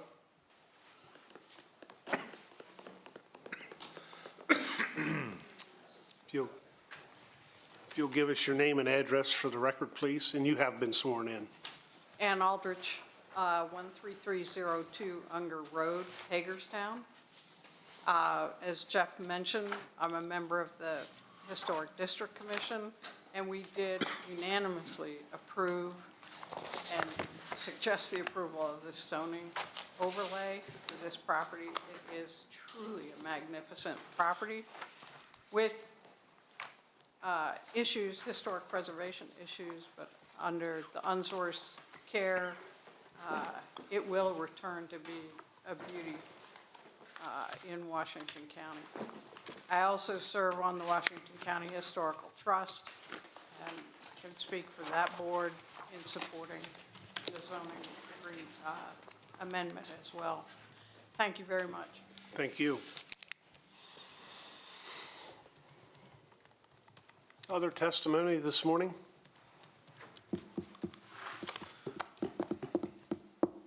So I'll open it up to questions. Questions or just a comment? Thank you for committing to such a large and I think very expensive project. I took a good hard look at that property myself. I'm from that part of the county, and it's a humongous project. Yeah. I am so glad someone has the interest and the commitment that you have.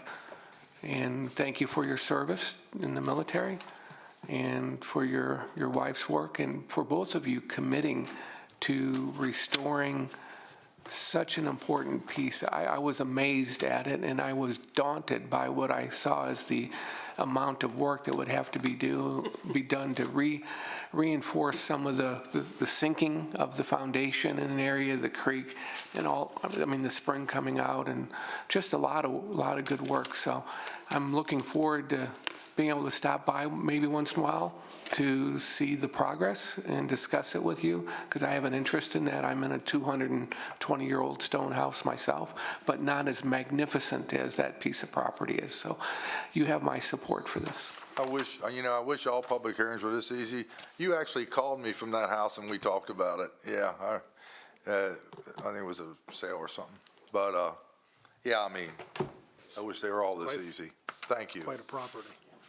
I remember when the house was listed online for sale, and I was going through the pictures, and beautiful home, and I was just thinking, you know, how great it would look once, and hoping that someone could fix it up, and then I saw the pond and right behind the house, and my heart stops. Like, I would have no idea what to do with that, so I'm glad you took on that challenge. That's very interesting. I'm not sure what it was used for, but thank you for restoring that home.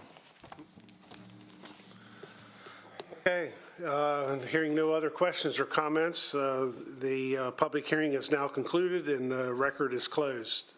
We can move forward with it now. Yes, we can. Yeah. For a vote? Yep. Motion to approve. You should come to a consensus. We're going to have to And then we bring it prepare. back. Yeah, we're going to have to prepare findings of fact. Okay, yeah. Consensus to approve. Consensus? Yep. Absolutely, 5-0. Thank you. Good luck with this property. Very historic.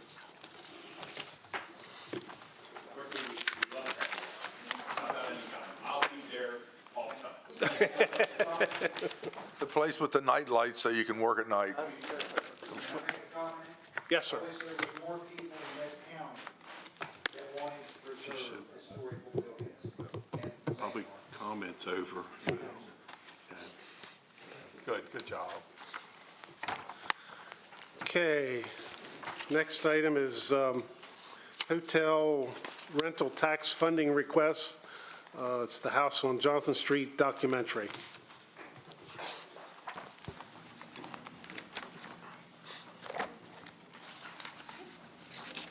Good morning, Rachel Souders, Director, Office of Grant Management.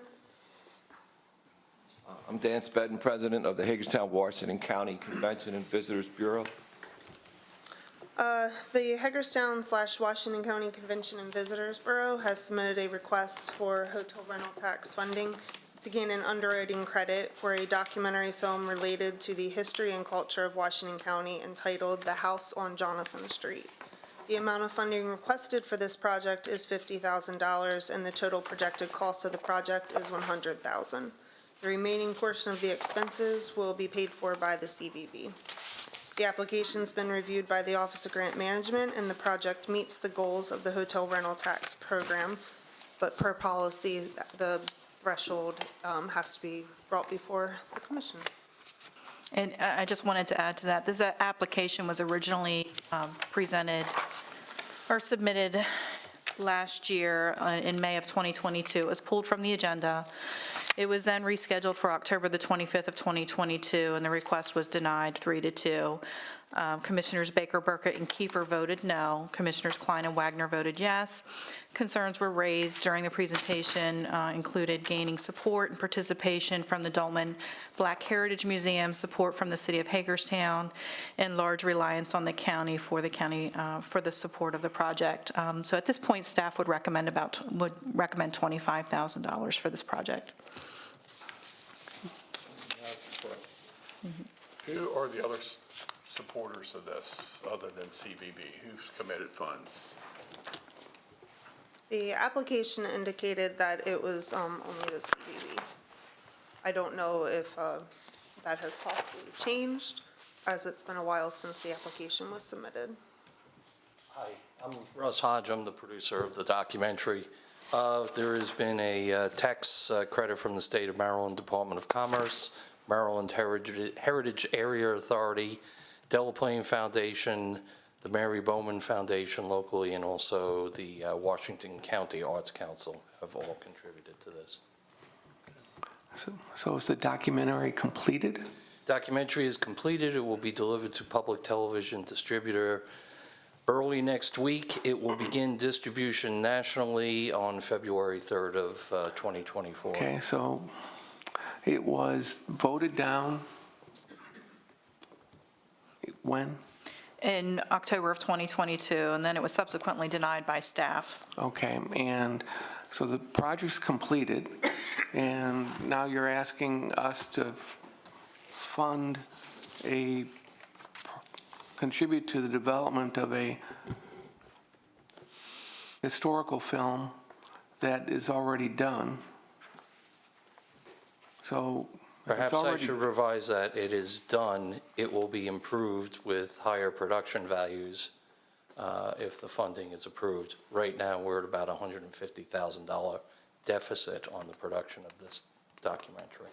Okay, and then... So we needed to cut back on things like music added to the documentary and things that would enhance it, that would mean that it was broadcast more and that there would be more visibility for Washington County nationally. Okay, and it will be broadcast on PBS, you said? On public television, yes. On public television. Okay. May I add something? The interest of the Convention and Visitors Bureau in this was to purchase a underwriting agreement so that no matter where this documentary film is showed around the world, at the end of it, it has a call to action to visit Hagerstown in Washington County, Maryland. So to me, it was the kind of advertising and promotion that I normally can't afford on a national scale. So the underwriting agreement was my motivation for being involved. Okay, I understand that. Thank you. White, anybody else? Okay, any other comments or questions? I'll motion to support the 25,000 as recommended by staff. Yeah, I'll second it. Okay, we have a motion and a second on the floor. Any other comments or questions? I'll go ahead and call for a vote. All in favor by saying aye. Aye. Opposed, same sign. No. So, 4-1. Thank you. Thank you. Okay, thank you very much. Thank you.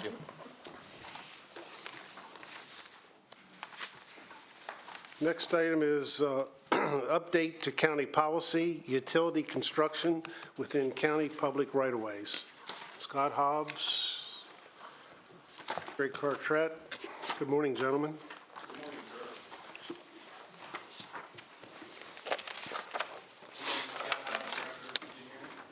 Greg Cartret, Director of Permits and Inspections. We are here to recommend the board approve a resolution to amend the DPW2 policy for utility construction within the county right-of-way. Staff recommends amending the policy to address current technology and installations. The last amendment to the policy was The discussion, utility permits are issued by the permits office, including conditions of work during permit plan review, and are inspectors filled by the inspections office. Updates to the policy include revisions to definitions, adding micro-trenching as an acceptable method of utility work, requiring third-party inspection for projects with multiple crews at one time in different locations, and clarification of mitigation requirements, including resurfacing of roads based on pavement condition index. You know, the topic is update to county policy utility construction with the county public right-of-way. I'll be the first to admit I didn't read all the whole thing because there's a lot of pages of your policy, and I don't see any concurrences. Not that I'm against it by any means, but is everybody, Scott, is this all a good thing? Yeah. And why? In plain language, why is it a good thing? The last discussion that Greg just read is the summary of that. And we talked before about the inspection and when there's multiple crews around the county working in different parts and having to have the coverage for our inspection crew over Greg's office. And so we talked about having that third-party inspection involved with that micro-trenching as a newer technology that we wanted to have the criteria for that written and explained of what needs to be done with that. And that goes along with some of the requirements that we have. So this is like, it's really cleaning up and making more, yeah. It's cleaning the policy up and it's allowing us to monitor and have these utility companies now, we have a way to make sure that any damage, anything that directly before they move on. Well, that's enough for me, because we've had some problems. That's why this, we have worked on this to implement this, put this So, in place. so Greg and Scott, the three main things you talked about, on the surface, I support, okay? The third-party inspection, do we know what that cost is going to be? And that's for the utility company's cost, no cost to the county. Yes, sir. Okay, and how are those people chosen? Do we provide a list of third-party inspectors that are certified by us? We would take a look at the county and review and approve any submission. Okay, so is that in the policy? Yes, sir. Not that per se, Yeah, no, sir. because I think that's a really important part of this, is that the companies aren't choosing their own inspectors that are an outside third-party entity, but they're choosing them.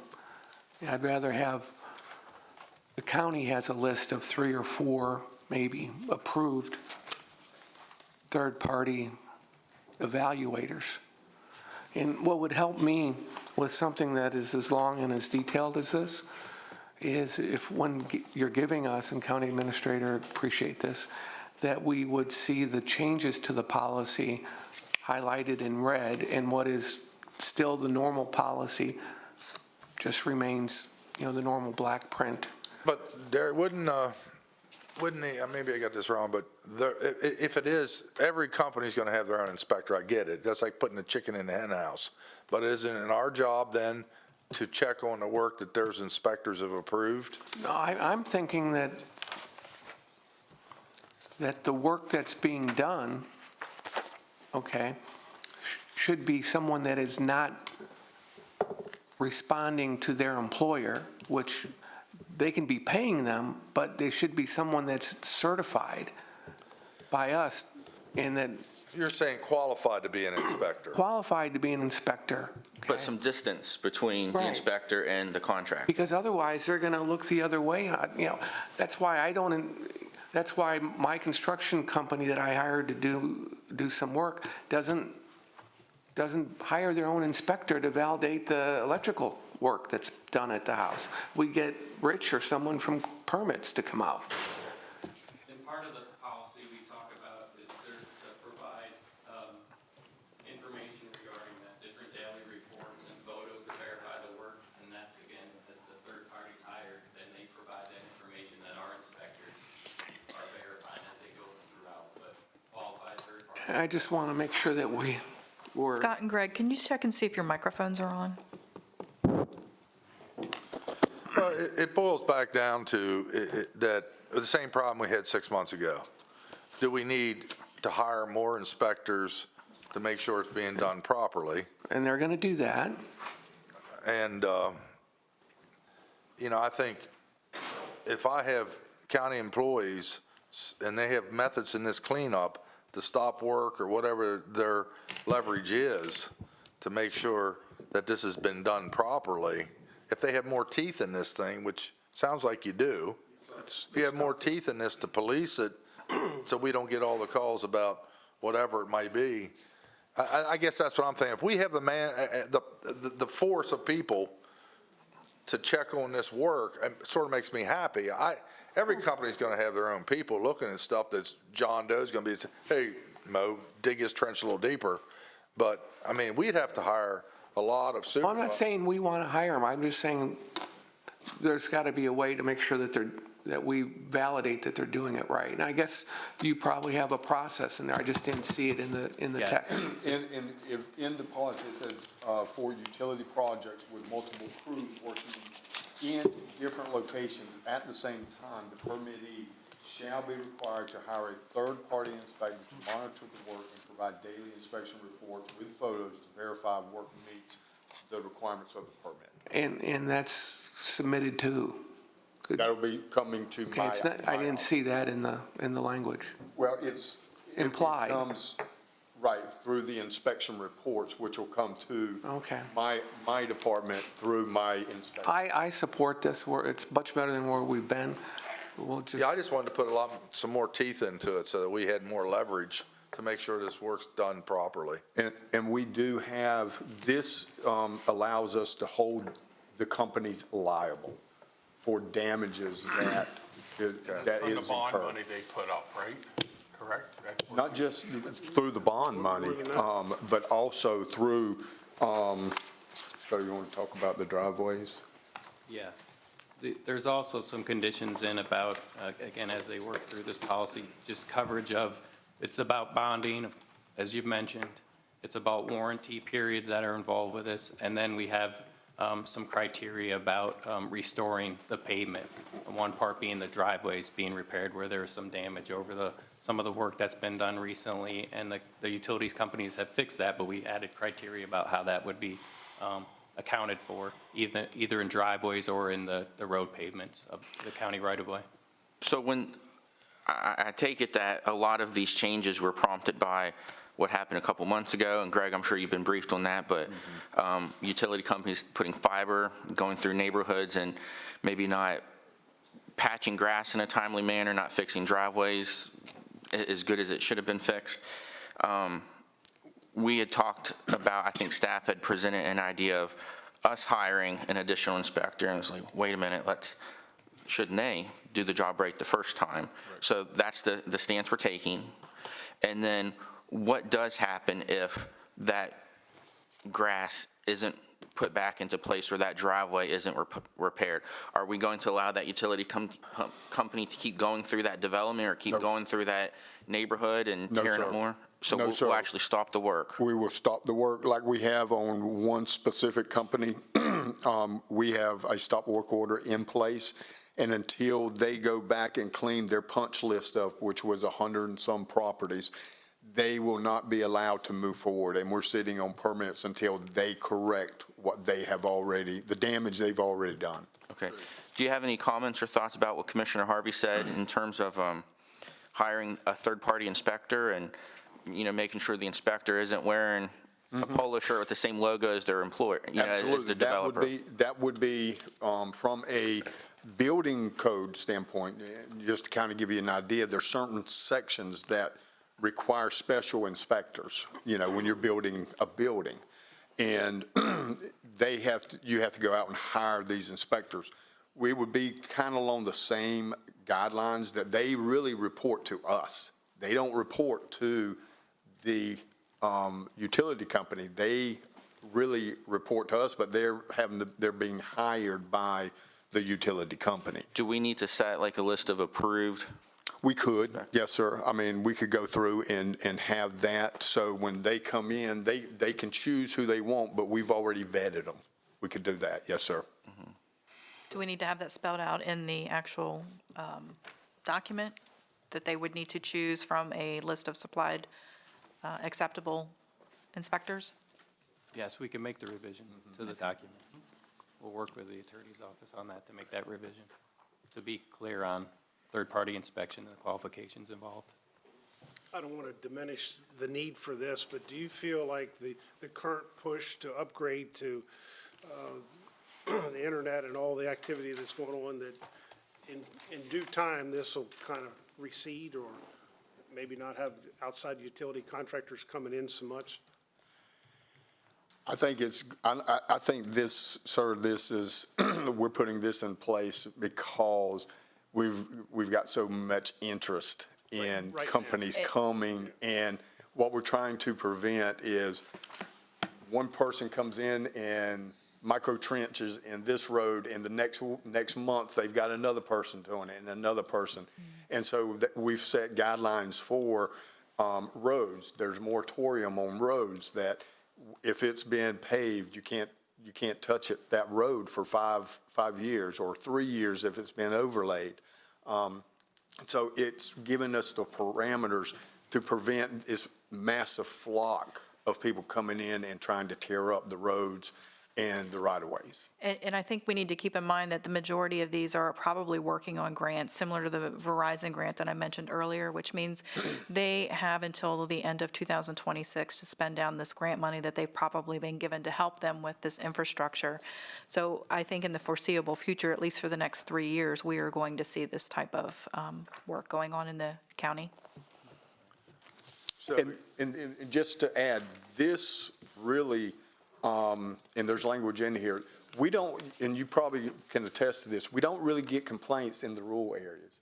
It is in the residential development areas where they have gone rampant, and this is to give us some liability to hold them responsible. Right. So now if you make revisions, you're looking at January 9th or something. Is that terrible or?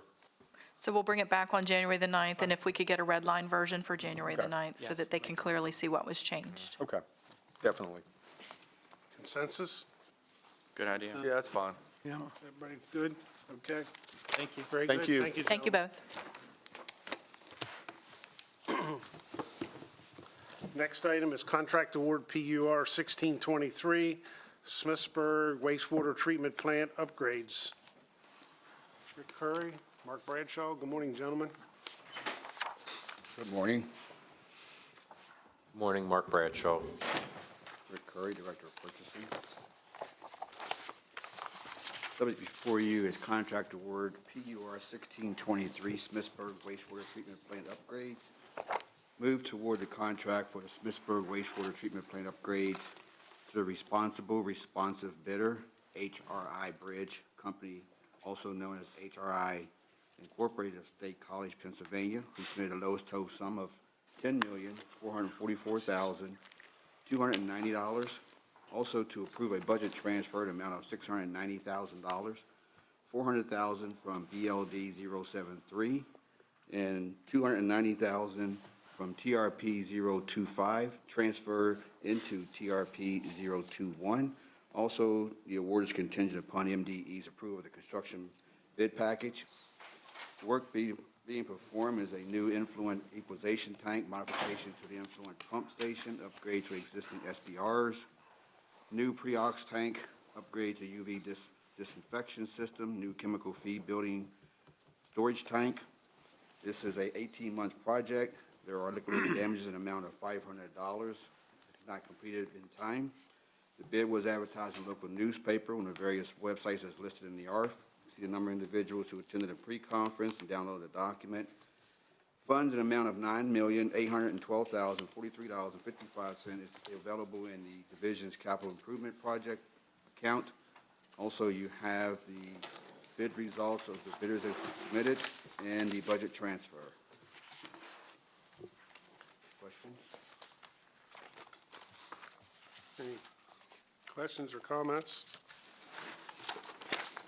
Motion?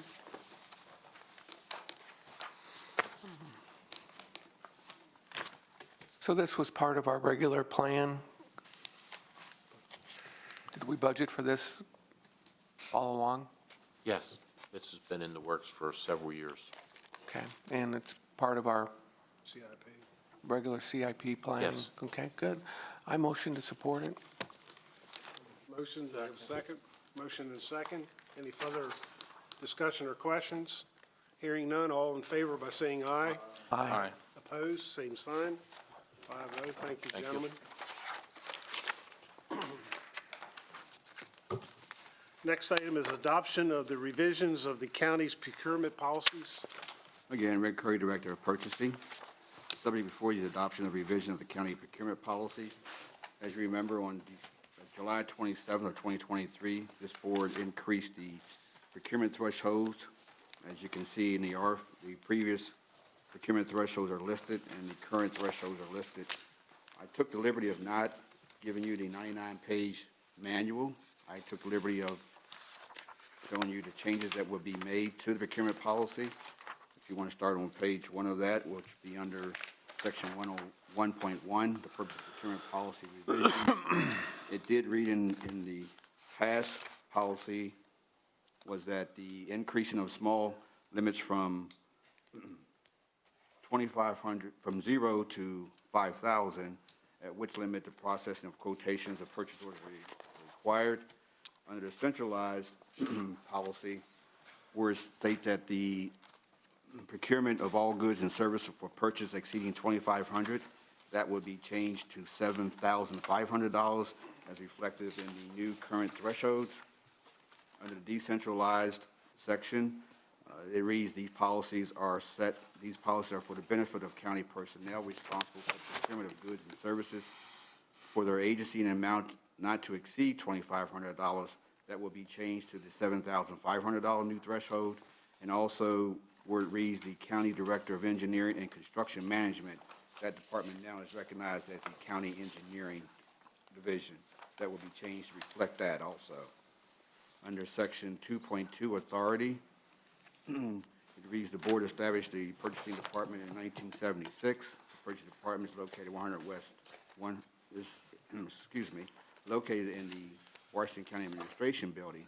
That name has been changed to Complex, and also reads 100 West Washington Street, third room, room 320. That room number now is Suite 3200. That change will also be made. Under Section 2.7, Purchase Orders, Contract Signatory Authorities, and Approval Thresholds, that reads, only the board has the authority or may designate the authority to commit funds. The Board of County Commissioners authorize spending limits and contract signing authorities as follows: using agencies from 1 cent to $2,500. That will be changed from 1 cent to $7,500. Purchase department and less than $2,500 will be changed to less than $7,500. Going down in there, at almost the last paragraph, it says authority is granted for using agencies obtaining quotes and transact purchases, including contracts execution up to $2,500. That language will be changed to the $7,500. Also in that same paragraph, it's reading further, the using agencies are granted the authority to obtain quotes for purchases of $2,500 through $10,000. That language will be changed from $7,500 through $15,000.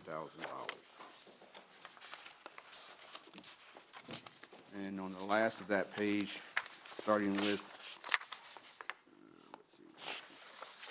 if the request is in compliance with all policy, a purchase order, also considered a contract, and any accompanying contract will be processed by the purchase department, authorizing the vendor to provide the goods and services requested. Any authorization of purchase exceeding $2,500 to a vendor without a purchase order is not valid.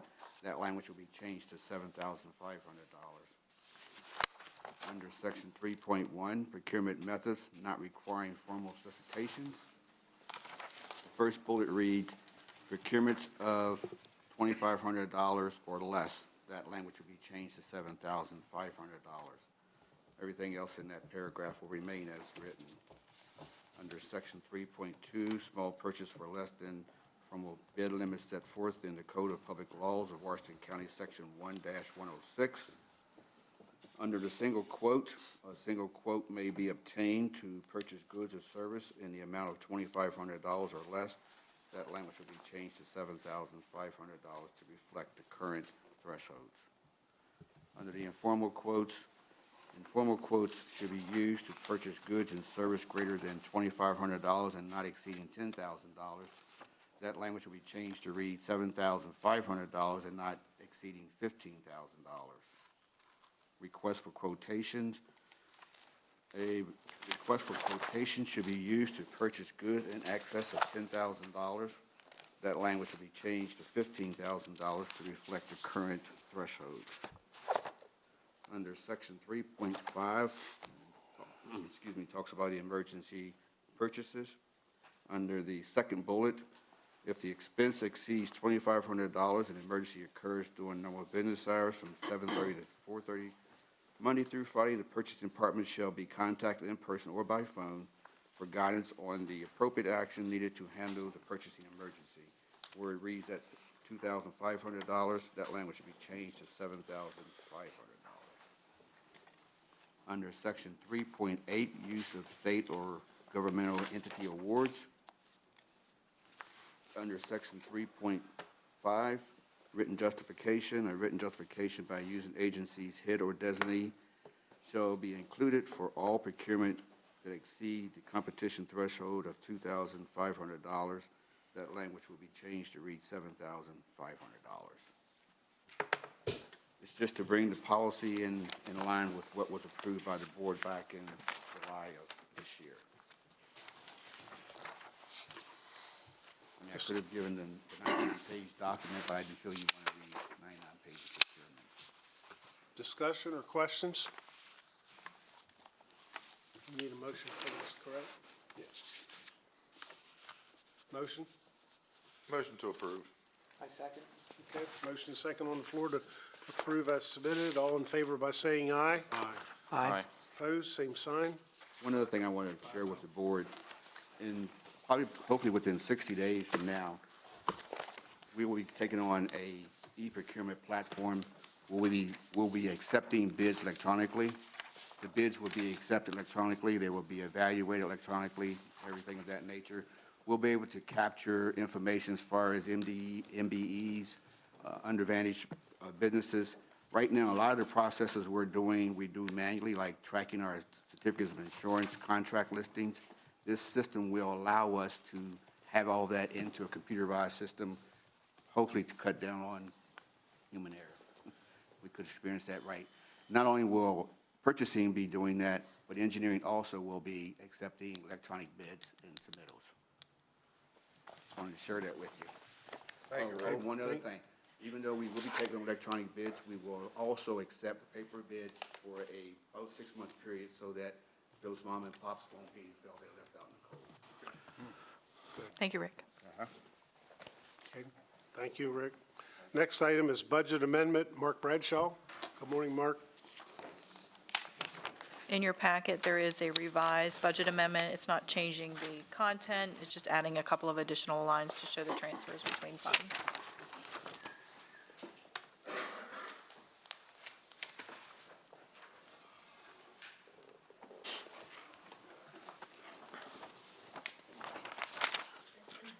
Anybody else need a revised budget adjustment form?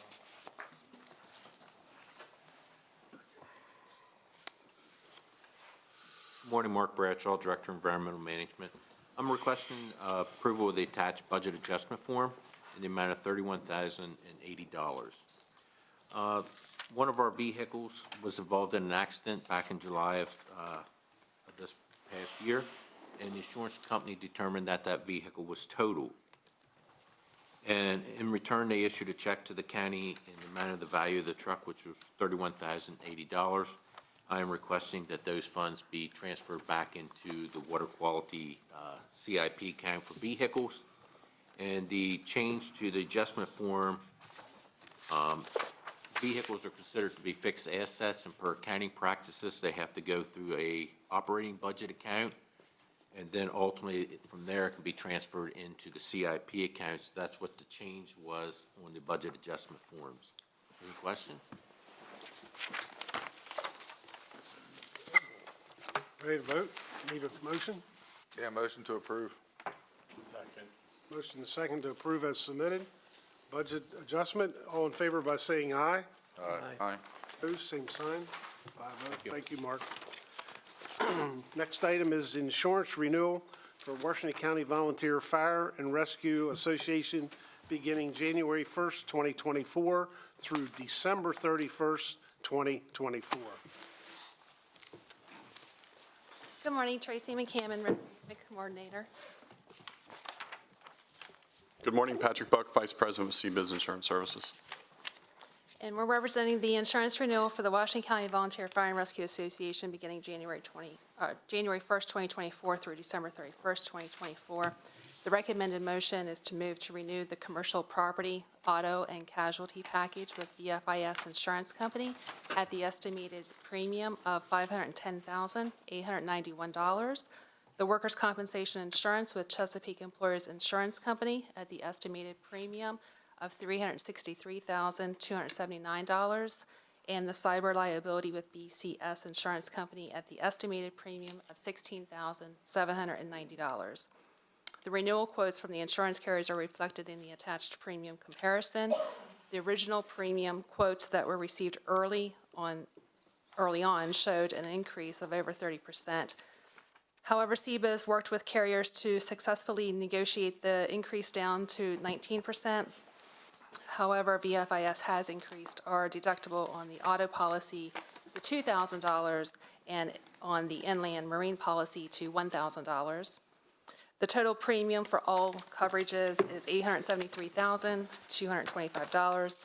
The actual premiums paid in calendar year 2023 were $732,524. Though premiums increased, we did budget for this increase in the upcoming budget.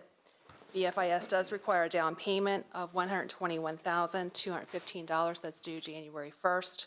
The remaining balance will be then paid in 9 monthly installments. Chesapeake Employers Insurance also requires a down payment of $69,116. That's due on January the 1st. And again, the remaining balance will then be paid in 9 monthly installments.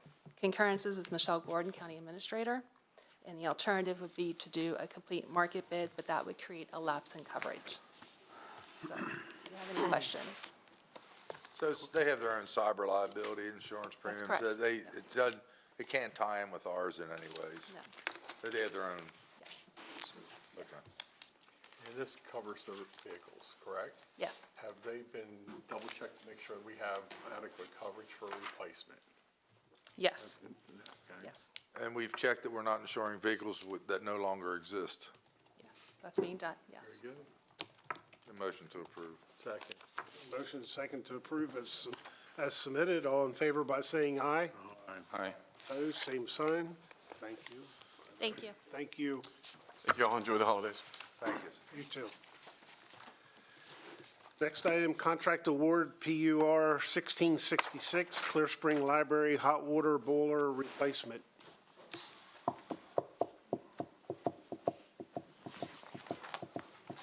Morning, Commissioners. Andrew Eshwin, Director of Public Works. Danny Hickson, Deputy Director of Public Works.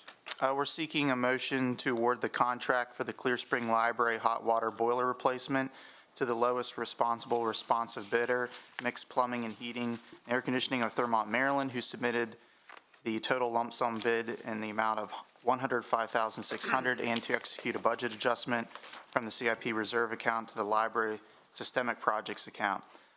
The existing oil hot water boiler developed an unrepairable major leak in the cast iron unit, necessitating replacement.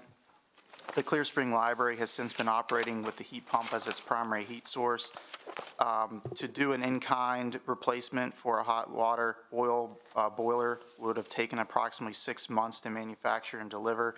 So therefore, we designed a dual unit liquid propane system that has a shorter 1 to 2 week procurement lead time. As a replacement option, it'll also provide greater long-term operational efficiency. So the work includes removing and decommissioning the existing system and installation of the new dual unit liquid propane hot water boiler system and all the piping, ducting, and electrical and system controls to complete the work.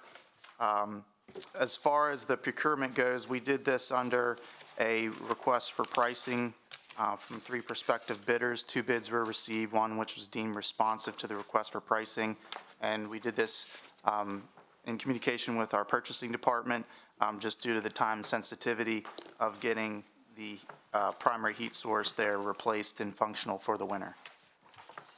Anything to add? Good. But was that boiler was oil fired before? It was original, yeah, 20-plus years old. Motion to approve. I second. Okay, it sounded like hesitation there.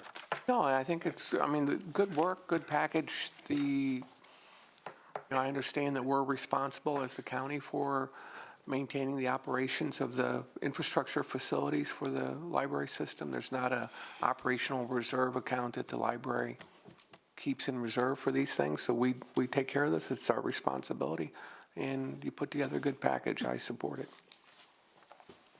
Okay, we have a motion and a second on the floor. Ready to vote? All in favor by saying aye. Aye. Aye. Opposed? Thank you. Gentlemen.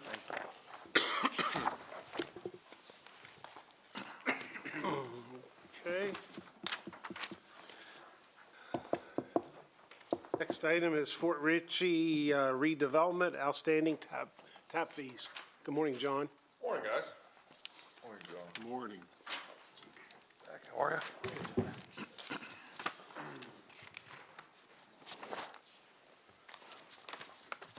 Good morning, Commissioners. Zachary Kiefer, Deputy County Attorney. Before you today with a request for a motion to approve is the memorandum of understanding for resolution of the outstanding tap fees associated with what I've sort of generally called the Fort Ritchie redevelopment project. Obviously, to my left, I'll let Mr. Krumpetich introduce himself for the record. John Krumpetich, owner of Fort Ritchie. But generally, this MOU is the product of input from the commissioners, review and negotiation with Mr. Krumpetich and his attorney. I think there's a bit of a change in the understanding of the fees and things like that, but otherwise, I believe the parties, or Mr. Krumpetich is in agreement, and I'd just present this for additional review consideration and ultimately respectfully ask for a motion to approve the MOU. Motion to approve. Second. Okay, we have a motion and a second on the floor. Any comments, questions, concerns? Everyone's pretty much in agreement. Hearing none, I'll call for a vote. All in favor by saying aye. Aye. Opposed, same sign. Thank you. Thank you, John. Thank you. It's an easy day for me in here. How about that? That was easy for you. Hey, it was pretty up there, wasn't it? Christmas. Beautiful up there. Merry Christmas. Next up, Jonathan Horowitz in Agricultural Faces of Farming. Good morning, Jonathan. Morning, Commissioners. Jonathan Horowitz, Director of Department of Business and Economic Development. I am here filling in for Leslie Hart, our Business Specialist Agriculture. We are here to present you with the Faces of Farming campaign this month. Washington County Department of Business and Economic Development would like to feature 2 farms today, a vegetable and dairy farm. The Faces of Farming advertising campaign is essential to our community, so our citizens get to know the faces of farmers who produce their food, fiber, and fuel. Washington County's agriculture business represents the backbone of the county's landscape, with over 900 operating family farms and almost $154 million in market value of products sold. Agriculture is the largest economic driver in Washington County. The Faces of Farming marketing campaign will aim to educate residents in Washington County, along with the surrounding states and counties, about the economic impact of the agriculture industry. At the Commissioner's suggestion, an additional Faces of Farming educational element is being created to take this ag marketing campaign directly into the elementary and middle schools in the future. Today's featured farms are Green Hill Farm in Sharpsburg and Beaver Creek Farm in Hagerstown. If PR would roll that video for us. Thank you.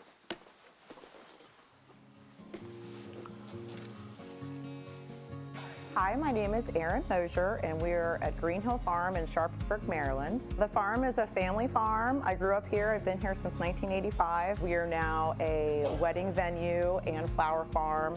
We also host a large farmers market twice a year where we can see upwards to 3,000 to 4,000 people at each event. It's steadily growing, and I've been having a ball watching it grow.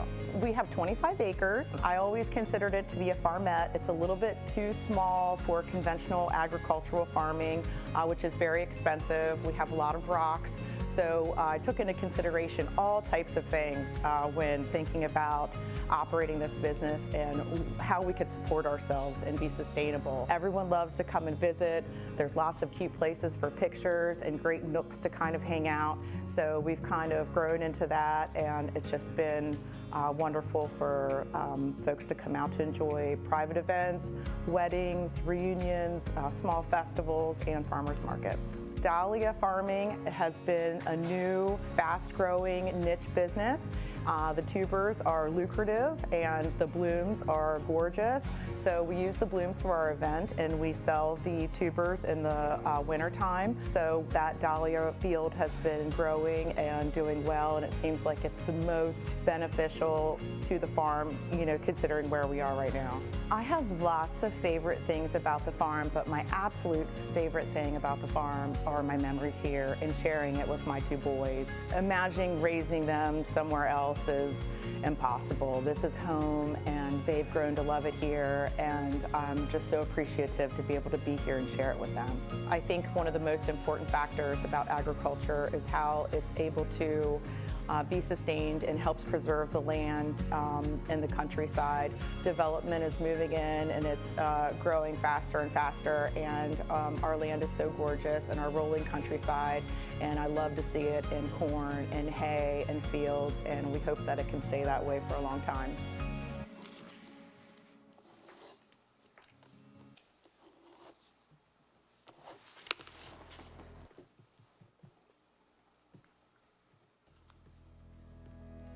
Hi, my name's Bill Zepp.